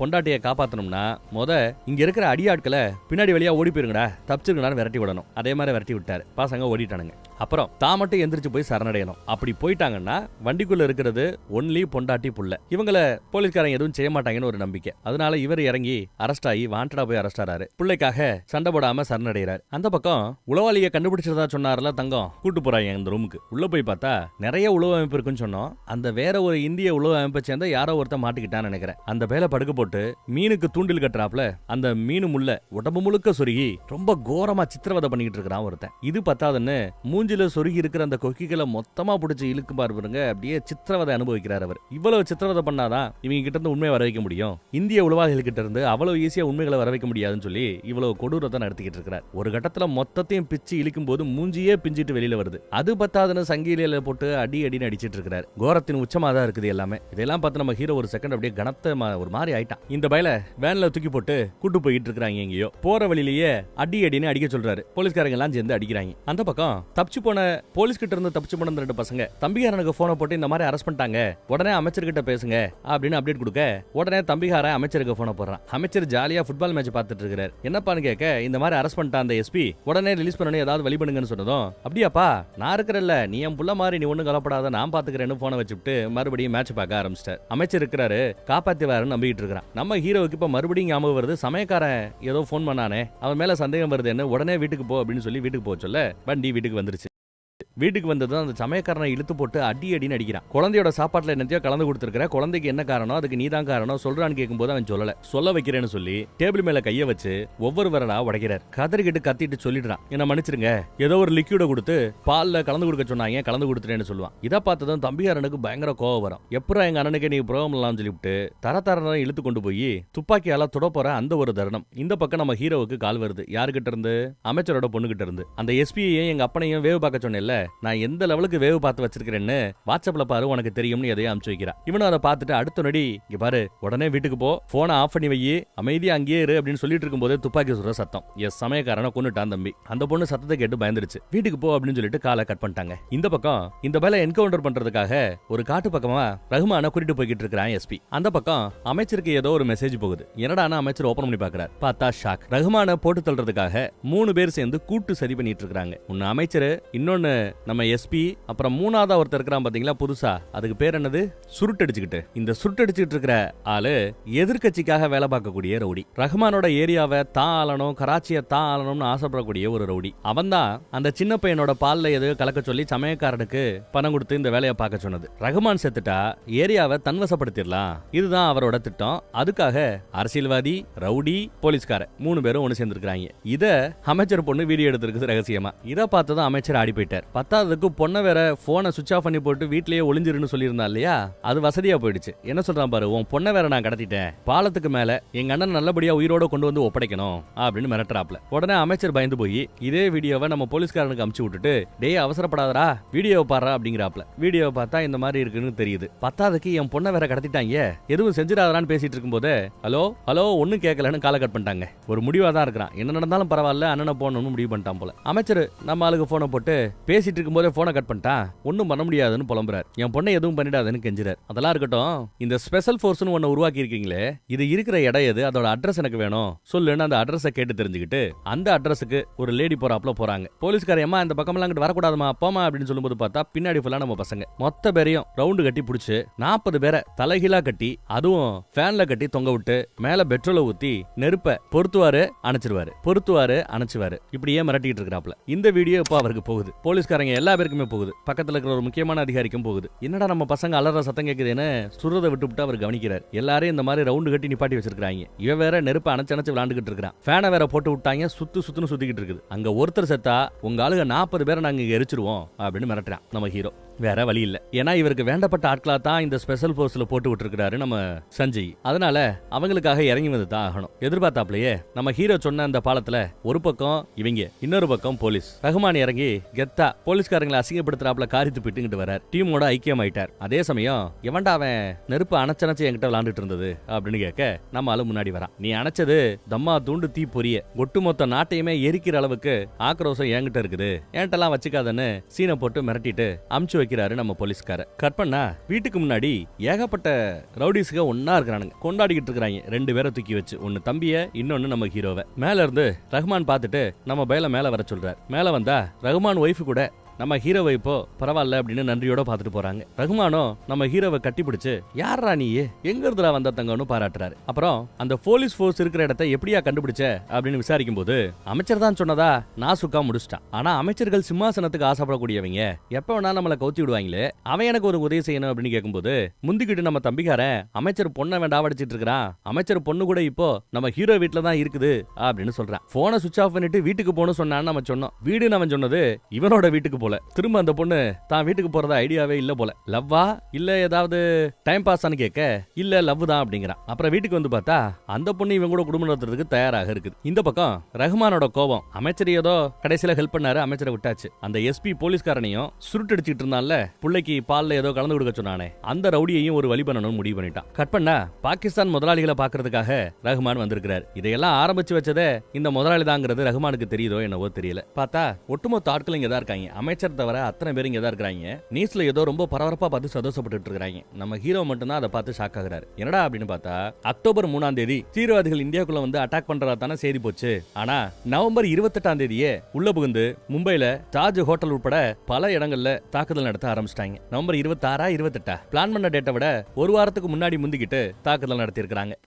அதையெல்லாம் பார்த்து நம்ம ஹீரோ அப்படியே ஆடி போயிருப்பான். ஆனா அங்க பார்த்தா கொத்து கொத்தா கூச்சிட்டு இருக்காங்க, கொலை பண்ணிக்கிட்டு இருக்காங்க. இதுல இவன் வேற இன்ஸ்ட்ரக்ஷன் கொடுத்துக்கிட்டே இருக்கான். சேட்டலைட் போன்ல இன்ஸ்ட்ரக்ஷன் கொடுத்துட்டு இருக்கான் அங்க இருக்கிற தீவிரவாதிகளுக்கு. எப்படி அவங்கள பிடிக்க வைக்கணும், சுடும்போது அவங்களோட பின்னந்தல பக்கத்துல இருந்து சுடணுமா, குழந்தைங்க பொண்ணுங்க வயசானவங்கன்னு வித்தியாசம் பார்க்காம அத்தனை பேரையும் கொல்லணுமா. இங்க இருந்து இவன் சொல்ல சொல்ல சொல்ல அங்க தீவிரவாதிகள் அதை பண்ணிக்கிட்டே இருக்கிறாங்க. இதெல்லாம் கூட இருக்கிற குரூப் பார்த்து ரசிக்குது. ரஹ்மான் உட்பட, முதலாளி உட்பட, அந்த வெளிநாட்டுக்காரன் உட்பட, நம்ம ஹீரோ தவிர அங்க இருக்கிற அத்தனை பேருமே அதை ரசிக்கிறாங்க. ஹீரோ மட்டும் ஆடி போய் பார்த்துட்டு இருக்கான். இவனுக்கு அப்பப்ப பிளாஷ்பேக்ல வேற ஒன்னையும் காட்டுறாங்க. யாரோ ஒருத்தர் தூக்குல தொங்குறாப்லையும் ஒரு அம்மா கண்ணீரோட நிக்கிறாப்லையும். இவ்வளவு கூத்தம் நவம்பர் 26லயே அரங்கேறுது. 10 பேர் 20 பேர்னு போய் 80க்கும் மேல கொலை செய்யப்படுறாங்க. கமாண்டோஸ் மொட்டை மாடியில இறங்குறாங்கல்ல, அத லைவ் நியூஸ்ல இங்க பார்த்து மொட்டை மாடியில இருந்து கமாண்டோஸ் இறங்குறாங்க, அதையும் சுடுங்க அவங்களையும் கொல்லுங்க அப்படின்னு சொல்ல முதல் கமாண்டர் நான் சுட்டுட்டதா அந்த பக்கத்துல இருந்து அனௌன்ஸ் பண்ணிட்டு வந்துட்டு இருக்கு. மாதவன் இதெல்லாம் பார்த்து அவரும் அதிர்ச்சியில இருக்கிறார். அப்படியே அங்க படத்தை கட் பண்ணிட்டு நிஜத்துல இந்த விஷயத்துல பண்ணதுல ஒருத்தன் உயிரோட கடைசியில மாட்டுவான். அஜ்மல்னு ஒருத்தன். அவனுக்கு துப்பாக்கியை தான் கையால தான் நம்ம ஹீரோ எடுத்து கொடுத்திருப்பார் படத்துல. அதெல்லாம் பார்த்து இன்னும் அரண்டு போயிருக்கிறார் நம்ம ஹீரோ. இவங்க எல்லாரும் ரொம்ப சந்தோஷத்துல கத்திக்கிட்டு இருப்பாங்க. நம்மால் மட்டும் தான் கண்ணீர் விட்டுக்கிட்டு இருப்பான். அந்த சீனை அப்படியே கட் பண்ணி இந்த சம்பவம் எல்லாம் நடந்த பிறகு நிஜத்துல இந்த திட்டத்தை அரங்கேற்றின ஒருத்தவன் இருப்பான்ல, ஹேண்ட்லர் அப்படின்னு சொல்றாங்க. அவன் சொன்னதை கேட்டு தான் தீவிரவாதிகள் நிஜத்துல எல்லாத்தையுமே பண்ணானுங்க. இந்த தீவிரவாதிகளும் இந்த திட்டத்தை அரங்கேற்றினவனும் மாத்தி மாத்தி பேசிக்கிட்ட அந்த ஒரிஜினல் ரெக்கார்டிங்ல அவங்க பேசிக்கிட்ட விஷயத்த இப்ப நமக்காக போட்டு காட்டுறாங்க. வாய்ஸ் உங்களால கேட்க முடியாது,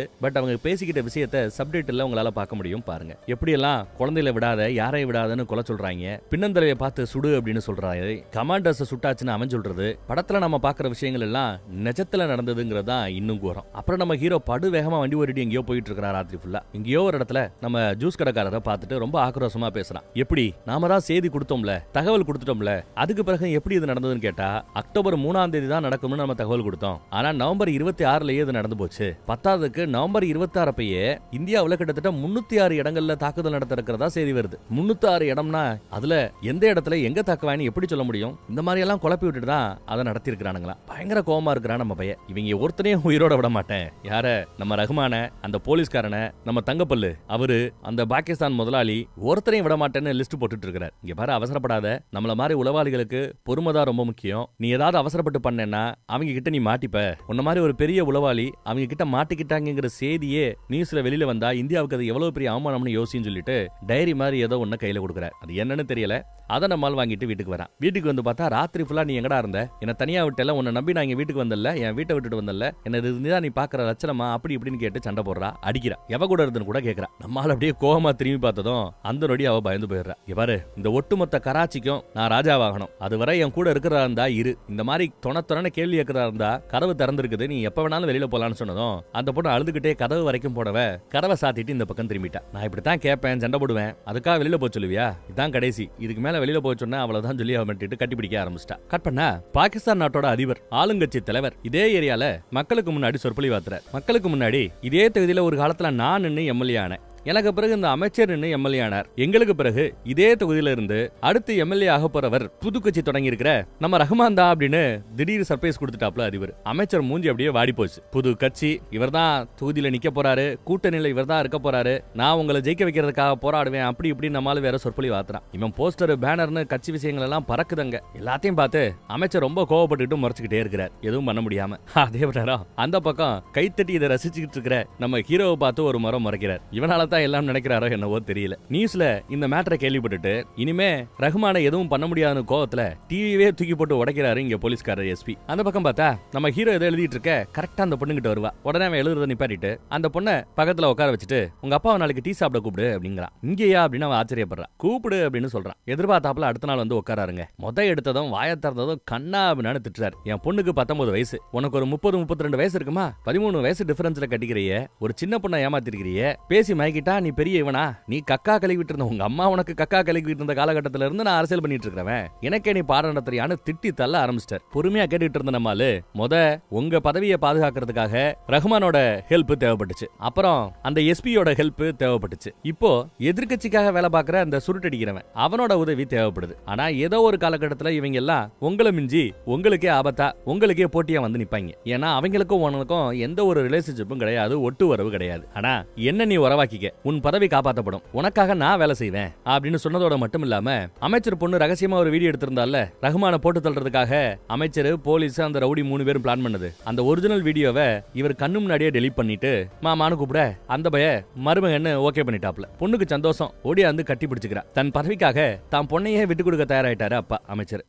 அப்புறம் ரொம்ப ஜோரா கல்யாணம் நடக்குது, வெகு சிறப்பா நடக்குது. முக்கியமான நாட்கள் அத்தனை பேருமே வந்திருக்காங்க. ஆட்டம் பாட்டம் கொண்டாட்டம் கல்யாணம்னு வெகு சிறப்பா போயிட்டு இருக்குது. அந்த இடத்துல வச்சு இதே மாதிரி ஒரு தாக்குதலை இந்தியா பாகிஸ்தான்ல பண்ணியிருந்தா பதிலுக்கு நாங்க இந்நேரம் உள்ள புகுந்து என்னென்னமோ பண்ணிருப்போம். ஆனா அவங்க பயந்து போனவங்க ஒண்ணுமே பண்ணாம இருக்கிறாங்கன்னு இந்தியா பத்தி தப்பு தப்பா பேசிட்டு இருக்கிறாரு அந்த தங்கம். இது பத்தாது, இந்தியாவுக்கு எதிராக பஞ்சாபை தூண்டி விடணும், கிளர்ச்சி பண்ணணும், அதுக்காக வர ஆகஸ்ட் 15ஆம் தேதி அமிர்தசர்ல ஏதோ பெருசா ஸ்கெட்ச் போடணும் அப்படின்றாப்ல. உடனே முந்திக்கிட்டு நம்ம ரஹ்மானும் வழக்கம் போல அமெரிக்க ரஷ்ய ஆயுதங்களை தாராளமா உங்களுக்கு நான் ரெடி பண்ணி கொடுக்குறேன் அப்படிங்கிறாப்ல. 15ஆம் தேதி தாக்குதல் நடத்தணும். அப்ப ஆயுதத்தை என்னைக்கு சப்ளை பண்ணலாம், கொஞ்சம் ஃப்ரீ டேட் இருந்தா கொஞ்சம் பார்த்து சொல்லுப்பான்னு கேலண்டரை செக் பண்ண சொல்றாரு அண்ணன் ரஹ்மான். தம்பி போதையில இருந்ததுனால கேலண்டர் எடுக்க போகும்போது நோட்டு கீழே விழுது, அவனால எடுக்கவே முடியல.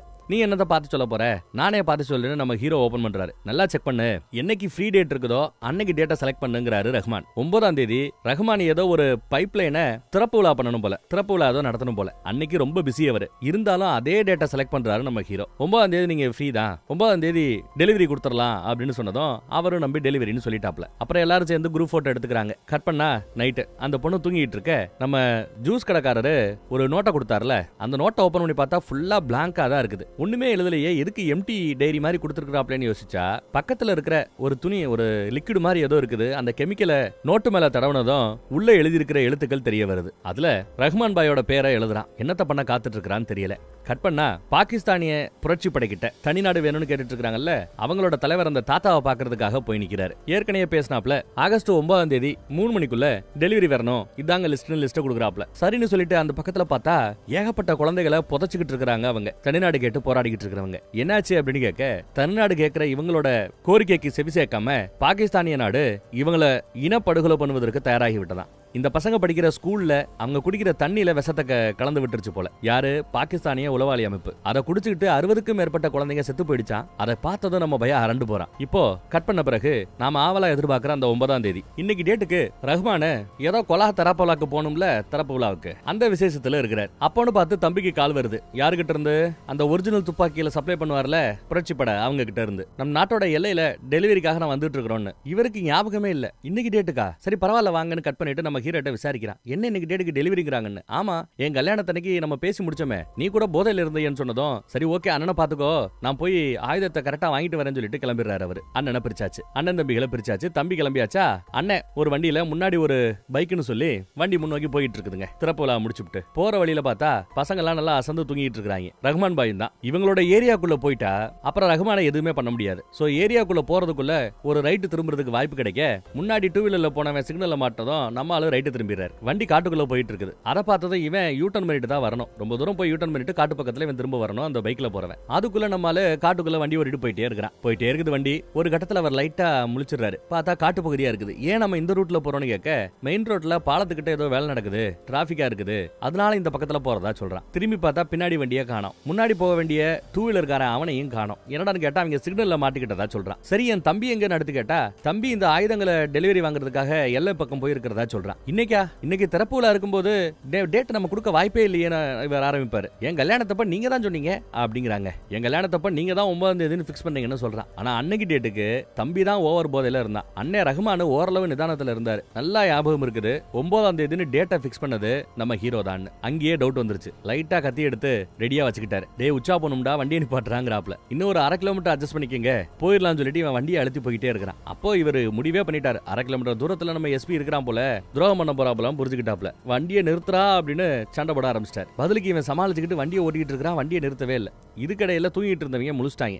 என்னடான்னு கேட்டா, எஸ்பி கூட சேர்ந்து நம்மள போட பாக்குறான், முடிச்சு விடு அப்படிங்கிறாப்ல. எல்லா பேரும் சேர்ந்து இவன் அடிக்க பாக்குறாங்க. நம்ம ஆளு முடிஞ்ச அளவு சமாளிச்சுக்கிட்டே இருக்கிறான். ஆனா இத்தனை பேரை சமாளிக்கிறது ரொம்ப கஷ்டம். கிடக்கிறதெல்லாம் வச்சு அவங்களை அடிச்சுக்கிட்டு இருக்கிறான். ஒரு கட்டத்துல இவன் கண்ணையே நோண்ட ரேஞ்சுக்கு போறாங்க. அரைகுறையா பார்த்தா அங்க ஒரு தண்ணி போகிற ஒரு பெரிய கம்பி ஒண்ணு இருக்கும். அதுல இடிக்கலான்னு முடிவு பண்ணி சீட் பெல்ட்டை போட்டுட்டு ஓங்கி ஒரு இடிச்ச இடியில ஒருத்தன் கண்ணாடியை பொளந்துகிட்டு இந்த பக்கத்துல வந்து அங்க இருந்த ஒரு பலகையில மோதி தலதறிக்க செத்து போறான். மீதி ஆட்களுக்கு சரியான அடி. இந்த பக்கம் நம்ம எஸ்பி வெயிட் பண்ணிட்டு இருந்தவர் லேட் ஆகிட்டு இருக்குது, என்ன பிரச்சனையோன்னு முன்னோக்கி வர ஆரம்பிச்சிட்டார். 1/2 கிலோமீட்டர் தூரத்தை அவர் முன்னோக்கி வர ஆரம்பிச்சிட்டார். நம்மால முழிச்சு பார்க்கையில இவனுக்கும் நல்ல அடி, நம்ம ஹீரோக்குமே ஓரளவு அடிதான். கரெக்டா கதவை திறந்து அப்படியே காட்டு பக்கம் ஓட ஆரம்பிக்கிறான். இந்த பக்கம் எஸ்பி டீமும் வந்துருச்சு. அந்த பக்கம் பைக்ல விரட்டிட்டு வந்தவனும் வந்துட்டான். பைக்ல விரட்டிட்டு வந்தவன் என்னாச்சு அப்படின்னு நம்ம ரஹ்மான் கிட்ட விசாரிக்க, அந்த துரோகியை விடாத கொன்னுடுன்னு சொன்னதும் துப்பாக்கி எடுத்துக்கிட்டு ஹீரோவை விரட்டிக்கிட்டு 2 வீலர்காரன் போயிட்டு இருக்கிறான். எஸ்பி இந்த பக்கம் வந்ததுனால எஸ்பி டீமும் ரவுடிஸும் மாத்தி மாத்தி சுட்டுட்டு இருக்காங்க. வண்டிக்கு கீழே பார்த்தா ஏகப்பட்ட ஆயுதங்களை அடுக்கி வச்சிருக்காங்க இங்க ரவுடிஸ். சோ ஆயுதத்தை எடுத்துட்டு கண்ணாபின்னான்னு சுட, பதிலுக்கு எஸ்பியோட டீம் சுடன்னு சண்டை போய்கிட்டு இருக்குது. அந்த பக்கம் கையில இருக்கிற கை துப்பாக்கியை வச்சுக்கிட்டு நம்ம ஹீரோவை சுடுறதுக்காக முயற்சி பண்ணிட்டு இருக்காரு. காட்டு பக்கங்கிறதுனால மேல பட மாட்டேங்குது. ஒவ்வொரு குண்டா காலி ஆயிட்டு இருக்குது. 6 குண்டு காலியான பிறகு இதுக்கப்புறம் சுடாதுன்னு தெரிஞ்சுக்கிட்ட பிறகு அவன் கூட நம்ம ஆளு சண்டைக்கு போறான். சோ இங்க ஒரு பக்கம் சண்டை, அந்த பக்கம் கேங் வாரு இப்படி போயிட்டு இருக்கையில கூட இருக்கிற மொட்டை கிட்ட, நீ இவங்களை சமாளிச்சிருவேல, நான் காட்டுக்குள்ள சொல்லிட்டு இவர் காட்டுக்குள்ள ஓடுறாரு. ரஹ்மான், நான் பாத்துக்கிறேன் தலைவர், என்ன ஒத்தால இருக்கிற பாம்ஸ் எல்லாம் எடுத்து தான் மேல போட்டுக்கிட்டு சாகணும்னு முடிவாச்சு, இருக்கிறவங்களை முடிச்சு விட்டு போவோம்னு சொல்லிட்டு முன்னோக்கி போக ஆரம்பிக்கிறார். அந்த கேப்ல காட்டுக்குள்ள ஓடிக்கிட்டு இருக்கிற ரஹ்மானை ஃபாலோ பண்ணிக்கிட்டு நம்ம எஸ்பி பின்னாடி ஓடிக்கிட்டு இருக்கிற தன்னை கொல்ல வந்த 2 வீலர் பாய நம்மால கொல்றதுக்கு ஒரு நல்ல வாய்ப்பு கிடைக்கும் போது கத்தியால நெஞ்சில ஒரு சொருகு, கத்தியா கட்டையா எதையோ வச்சு சொருகுன்னு சொருகி சோழிய முடிச்சு விட்டான். அப்ப கூட பின்னாடி இருக்கிற மரத்துல நம்ம ஹீரோவை முட்டை விட்டு காலை இடறி விட்டுட்டான். அது முள்ளு மரம் மாதிரி இருக்குது, முதுகு ஃபுல்லா காயம். சோழி இன்னும் முடியல போல. 2 வீலருக்கு இந்த பக்கம் பின்னாடி வெட்டிட்டு வந்த நம்ம எஸ்பியை சுட ஆரம்பிக்கிறாரு ரஹ்மான். பாறைக்கு பின்னாடி இவர் ஒளிஞ்சுக்கிறார். ஒரு கட்டத்துல அவரோட துப்பாக்கி தோட்டா காலியாக தலைவன் ஓட பின்னாடி எஸ்பி விரட்டன்னு போய்கிட்டு இருக்குது. இதுவும் காட்டுக்குள்ளதான் நடக்குது. குறிபாத்து சுடுறாரு, காலில் குண்டடி பட்டுருது, நொண்டி போய்கிட்டு இருக்கிறாரு ரஹ்மான். அந்த பக்கம் கண்ணா பின்னான்னு பாம வீசி அந்த குரூப்பையே ரணகலப்படுத்திட்டு இருக்கிறாரு நம்ம மொட்டை. பதிலுக்கு அவங்க சும்மா இருப்பாங்களா, கண்ணா பின்னான்னு சுட்டானுங்க. இந்த தோட்டாவெல்லாம் என்ன ஒண்ணு செய்யாதுன்னு சொல்லி மறுபடியும் குண்டை வீசிக்கிட்டு தான் இருக்கிறான். அவர் உடம்புல இருக்கிற அந்த கொழுப்புகள் எல்லாத்தையும் தாண்டி தோட்டா உள்ள இறங்க மாட்டேங்குது. இது பத்தாதுன்னு பாம்பு காலியான பிறகு துப்பாக்கியை எடுத்து டப்பட்டப்பட்டப்படன்னு சுட்டுக்கிட்டு முன்னேறிக்கிட்டே இருக்கிறார். போலீஸ்காரங்களும் பதிலுக்கு சுடுவாங்கல்ல, சுட்டு தள்ளதுல ஆளு சாகர தருவாயில அப்பையும் கீழே விழாம வாங்கடா வாங்கடான்னு சுட்டுக்கிட்டே இருக்கிறாரு. அதுல ஒரு தோட்டா அவரோட பாம்பு மேல பட்டுறது போல உடம்பு செதறி செத்து போயிட்டாப்ல. இந்த பக்கம் டூ வீலரை காலை இடறி விட்டு அங்க இருந்த வேரால கழுத்தை புடிச்சு நல்லா நெரிச்சு கொல்ல முயற்சி பண்றாரு. முடியல. வேரோட மறுமுனைய தூக்குல தொங்க விடுறாப்ல புடிச்சு சுத்த ஆரம்பிச்சிட்டாருங்க. அப்படியே தூக்குல ஏத்துறாரு. 10 அடி உயரத்துக்கு மேல தூக்கி இறுக்கி புடிச்சுக்கிட்டான். ரொம்ப ஆக்ரோஷமா இருக்கிறான் நம்ம ஹீரோ. இதே மாதிரி நம்ம ஹீரோக்கு வேண்டப்பட்ட யாரோ ஒருத்தவங்க தூக்குல இறந்திருப்பாங்கன்னு நினைக்கிறேன். ஒரு நொடி லைட்டா காட்டிட்டு போனாங்கல்ல பிளாஷ்பேக் ஸ்டோரி, அதுதான் எனக்கு ஞாபகத்துக்கு வருது. அப்புறம் இங்க துப்பாக்கியோட போற நம்ம எஸ்பியோட பெரிய துப்பாக்கிய கட்டையால தட்டி விட்டார். சின்ன துப்பாக்கியும் தட்டி விட்டார். இப்ப இவங்க 2 பேரு கட்டையை வச்சுக்கிட்டு மாத்தி மாத்தி அடிச்சிட்டு இருக்காங்க. ஒரு கட்டத்துல கீழே விழுந்தவர் கல் எடுத்து அதை வச்சு எஸ்பி அடிக்கிறார். நம்ம ஆளு கழுத்தை பிடிச்ச ஒரு நெறி, பதிலுக்கு அவர் ஒரு கடி, அப்புறம் கல்லால கால்ல 2 அடி, அப்புறம் கண்ணை நோண்ட ஆரம்பிக்கிறாரு. தலையிலேயே கல்லால அடிக்க ஆரம்பிக்கிறார். பதிலுக்கு தூக்கி வீசி எரிஞ்சிட்டாரு நம்ம எஸ்பி. அவனை ஒரு கட்டத்துல மரக்கிளையில கண்ணத்தை சொருகிட்டு இருக்கிறாரு எஸ்பி. இவன் கால் அடிச்சு விட்டான். கல்லால அடி அடின்னு அடிக்கிறான். அப்புறம் மூஞ்சில குத்துன்னு குத்துறாங்க. பதிலுக்கு அவரும் மூஞ்சில குத்துன்னு குத்துறாரு. அப்புறம் கழுத்தை பிடிச்சு நெரிக்க ஆரம்பிச்சிட்டாரு. சாவுடா சாவுன்னு சொல்லி நெறிக்கிறார். எதுக்கு பார்த்தா நம்ம ஹீரோ துப்பாக்கிய தலைகீழா பிடிச்சு தாடையிலேயே ஓங்கி ஒரு அடி. இப்ப ஹீரோக்கும் அவருக்கும் சண்டை. துப்பாக்கி வாய்ப்பு கிடைக்கும் போது கீழே தள்ளி விட்டுட்டு நம்ம ஹீரோவை போட்டு மூஞ்சில குத்த ஆரம்பிக்கிறார். மரத்துல முட்டை வைக்கிறார். அடிபட்டு நம்ம ஆளு மயங்கியே போயிட்டான். அந்த நொடி டெல்லியில தாக்குதல் நடக்கும் போது இவங்க எல்லாம் எவ்வளவு சந்தோஷப்பட்டானுங்க. அது ஞாபகத்துக்கு வர அப்படியே முழிச்சவன் WWFல அடிப்பாங்க பாத்தீங்களா, WWE அந்த மாதிரி தூக்கி ஒரு அடி போட்டு குத்துன்னு மஞ்சில குத்துறாங்க. மூஞ்சில வெறும் கையாலேயே குத்துறான். மூஞ்சி ஷேப்பே ஒரு மாதிரி மாறுது. ஒரு 20-30 குத்து குத்திருப்பான். மூஞ்சி ஃபுல்லா சிவந்து போயிடுச்சு. அதுக்குள்ள நம்ம எஸ்பியும் துப்பாக்கியோட எந்திரிச்சிட்டார். தொண்டையிலேயே சுட்டுப்டாப்ல எஸ்பி. ஆனா ஏற்கனவே இவங்க போட்ட திட்டத்தின்படி உசுருக்கு போராடிக்கிட்டு இருக்கிறாப்ல இருக்கணுமே தவிர செத்துற கூடாதுன்னு நம்ம ஹீரோ ஏற்கனவே சொல்லியிருப்பான். அதனாலதான் தொண்டையில சுட்டுவிட்டு உசுறு கொஞ்சம் மிஞ்சி இருக்கு, தொண்டை ஓட்டைக்குள்ள விரல விட்டு ரத்தத்தை அடைச்சபடி இவரை நீ தூக்கிட்டு போ அப்படின்ட்டாப்ல. நம்ம ஹீரோ தூக்கி போட்டு கூட்டிட்டு போய்கிட்டு இருக்கிறான். எதுக்கு இவர் உயிரோட வேணும்னு தெரியல. அதாவது கரெக்டா அவங்க ஏரியாக்குள்ள போன பிறகு உசுறு போகணும். இதுதான் இவரோட திட்டம்னு நினைக்கிறேன். ஹீரோவோட திட்டம். மெயின் ரோட்டுக்கு ஒரு வழியா வந்துட்டாப்ல. 2 பக்கம் வண்டியை காணோம். ஒரு கார் போகும், நிப்பாட்டுங்கடான்னு சொன்னா காரை நிப்பாட்டல. அடுத்த வண்டி கிட்ட உதவி கேட்டாலும் வண்டி நிக்கல. அடுத்து ஒரு ஆட்டோ நிப்பாட்டி ஹாஸ்பிட்டலுக்கு கூட்டு போனோம்னு வண்டியில ஏத்துறாரு. அப்ப நம்ம ஹீரோ தம்பிகாரனுக்கு போன போடுறான். திடீர்னு தாக்கிட்டாங்க அண்ணன், உசுருக்கு ஆபத்து, ஹாஸ்பிட்டலுக்கு போய்கிட்டு இருக்கிறோம் அப்படின்னு அப்டேட் கொடுக்குறாரு. உடனே அவன் வண்டியை திருப்பிக்கிட்டு இங்க வந்துட்டு இருக்கான். கண்ண முடியாதீங்க பாய், கண்ண முடியாதீங்க, கண்ணை திறந்தே வைங்க, மூச்சு விட்டுட்டே வாங்க அப்படின்னு சீனை போட்டுக்கிட்டு மடியில படுக்க போட்டு கூட்டு போயிட்டு இருக்கிறாரு நம்ம ஹீரோ. ஓரளவு முழிக்கும் போது நம்ம ஹீரோ கழுத்தை பிடிக்க பாக்குறாரு. கையை இறுக்கி பிடிச்சிக்கிட்டு ஒண்ணு இல்ல பயப்படாதீங்க, நான் இருக்கிறேன்னு கூட்டு போறான். டிரைவரை வேற வேமா போன்னு வரட்டிக்கிட்டு இருக்கிறான். ஹாஸ்பிட்டலுக்கு வந்து சேர்ந்தாச்சு. ஓடி போய் ஸ்ட்ரெச்சர் எடுத்துட்டு வந்து ஒண்ணு இல்ல நான் இருக்கிறேன்னு ஹாஸ்பிட்டல் வரைக்கும் கூட்டு வரான். ஹாஸ்பிட்டல் வந்த பிறகு கொஞ்சம் கொஞ்சமா அவரோட மூச்சு நின்னு போச்சு. கண்ணு மூடியாச்சு. மூஞ்சி கருத்து போச்சு. செயற்கை சுவாசம் கொடுக்கறதுக்கு நெஞ்ச போட்டு அமுக்கு நமுக்குறாங்க. இல்ல, டாக்டர் செக் பண்ணி பார்த்துட்டு ரஹ்மான் இறந்துட்டதா அறிவிக்கிறார். அப்படியே நம்ம ஹீரோ அதிர்ச்சியில இருக்கிறாப்ல, சும்மா சொல்லக்கூடாது, எல்லா பேரும் பார்த்தா கூட நம்புறாப்ல நடிக்கிறான். அடுத்த நடி பார்த்தா ரஹ்மான் உட்காந்து சிறு நடிக்கிறாப்ல நம்ம காட்டுறாங்க. ஆள் செத்துட்டாப்ல, நம்ம ஹீரோக்கு மட்டும் அப்படி தெரியுது போல. நடிகண்டா நீ நடிகண்டாங்கிறாப்ல பாத்துட்டு இருக்கிறார். பார்த்தா தம்பி வந்துட்டான். வெளியில கலவரம் ஆகிட்டு இருக்குது. எப்படாவது நடந்துச்சுன்னு வந்து நம்ம ஹீரோவை கட்டி பிடிச்சு அழுதுட்டு இருக்கிறாப்ல. மீடியால பார்த்தா அந்த ஆட்டோ டிரைவரை வீடியோ எடுத்துட்டு இருக்காங்க. இந்த மாதிரி காட்டுக்குள்ள இருந்து அண்ணனை காப்பாத்துறதுக்காக நம்ம ஹீரோ எவ்வளவு முயற்சி பண்ணாரு. ஹாஸ்பிட்டல் வர்ற வரைக்கும் உசுறு இருந்துச்சு, அப்புறம் தான் உசுறு போச்சுன்னு ஆட்டோக்காரர் நியூஸ்ல எல்லார்கிட்டயும் பேட்டி கொடுத்துட்டு இருக்காப்ல. மீடியா ஃபுல்லா ரஹ்மான் இறந்து போனாலும் அவரோட புகழ் எப்பவுமே இங்க ஓங்கிதான் இருக்கும்னு பேசிட்டு இருக்காங்க. ஹாஸ்பிட்டலுக்கு வெளியில நியூஸ்ல இந்த செய்தியை கேட்டு பாக்ஸிங் பண்ணிட்டு இருக்கிற தங்கம் ஆச்சரியமா பாக்குறார். இந்த பக்கம் அமைச்சர் பொண்ணும் நியூஸை கவனிக்கிறார். அந்த பக்கம் அப்பா அமைச்சரும் நியூஸை கவனிக்கிறார். நம்ம ஜூஸ் கடைக்காரரும் நியூஸை கவனிக்கிறார். எதிர்கட்சி ரவுடி அவனும் நியூஸை கவனிக்கிறான். தங்கம் வருத்தப்படாப்ல. அடிக்கடி கேட்க ஆயுதத்தை கொடுத்தானே செத்து போயிட்டானேன்னு யாருக்கோ போன போடுறான். யார் இதை பண்ணா அப்படின்னு விசாரிக்கிறான். யாருக்கிட்டன்னு தெரியல. அப்புறம் வீட்டு கதவை தட்டுற சத்தம். பார்த்தா நம்ம ஹீரோ வந்து நிக்கிறான். உடம்பு முழுக்க காயம். பொண்டாட்டி பார்த்துட்டு அழுகிறா. பாவம், பசிக்குது, சோறு போடுறான்னு கேக்குறான். பைபிள்ல வந்து நின்னுக்கிட்டு சாப்பிடுறதுக்கு சாப்பாடு எடுத்து வச்சிட்டா. அவனால ஒரு வாய் சோறை எடுத்து கூட சாப்பிட முடியாத ரேஞ்சுக்கு அடிபட்டு இருக்கு. இவதான் ஒட்டி விடுறா. அப்புறம் நைட்டு அவனோட டைரியை ஓபன் பண்றான். டைரி பாக்குறதுக்கு ஒண்ணுமே எழுதாத மாதிரி எம்டியா இருக்குது. அந்த கெமிக்கல் எடுத்து பேப்பர்ல தடவுறாரு. தடவுன கொஞ்ச நேரத்துல ரஹ்மான் எழுதுனால அது அதுல வருது. சோ யார் பேரை எழுதுறாப்லையோ அவரோட சோழியை முடிக்கிறாருன்னு அர்த்தம். ரஹ்மானோட சோழி முடிஞ்சு போச்சு. கட் பண்ணா 2002 வருஷத்துக்கு போறோம். பிளாஷ்பேக். இந்தியால எந்த இடம்னு தெரியாத ஒரு இடத்துல மாதவன் முன்னாடி முகமுடி போட்டாப்ல ஒரு ஆள் உட்கார்ந்துட்டு இருக்கிறார். ஆபரேஷன் துறந்தார்னா என்ன அப்படிங்கறத மாதவன் இப்ப மீட்டிங்ல சொல்றத நமக்கு காட்டுறாங்க. நம்மால ஒருத்தனை அவங்க நாட்டுக்கு அமிச்சு அவங்க நாட்டு பெரிய தலைகளை களை எடுக்கணுங்கிறது தான். சொல்ல போனா ரஹ்மானோட மூத்த புள்ள சாகும்போது அவனோட ரத்தத்தை தான் சட்டம் முழுக்க தடவிக்கிட்டது நம்ம ஹீரோ தான். வேணுக்குன்னு ஏதாவது பண்ணிருப்பார். அந்த சென்டிமெண்ட்டை கொடுக்கணுங்கிறதுக்காக. இந்தியாவில் நடந்த விமான கடத்தலா இருக்கட்டும், இந்திய கப்பல்களை தாக்குனதா இருக்கட்டும், இந்திய பாராளுமன்றத்தை தாக்குனதா இருக்கட்டும், மும்பைல தாக்குதல் நடத்தினதா இருக்கட்டும், இதையெல்லாம் பண்ணது பாகிஸ்தான். கூட இருந்தது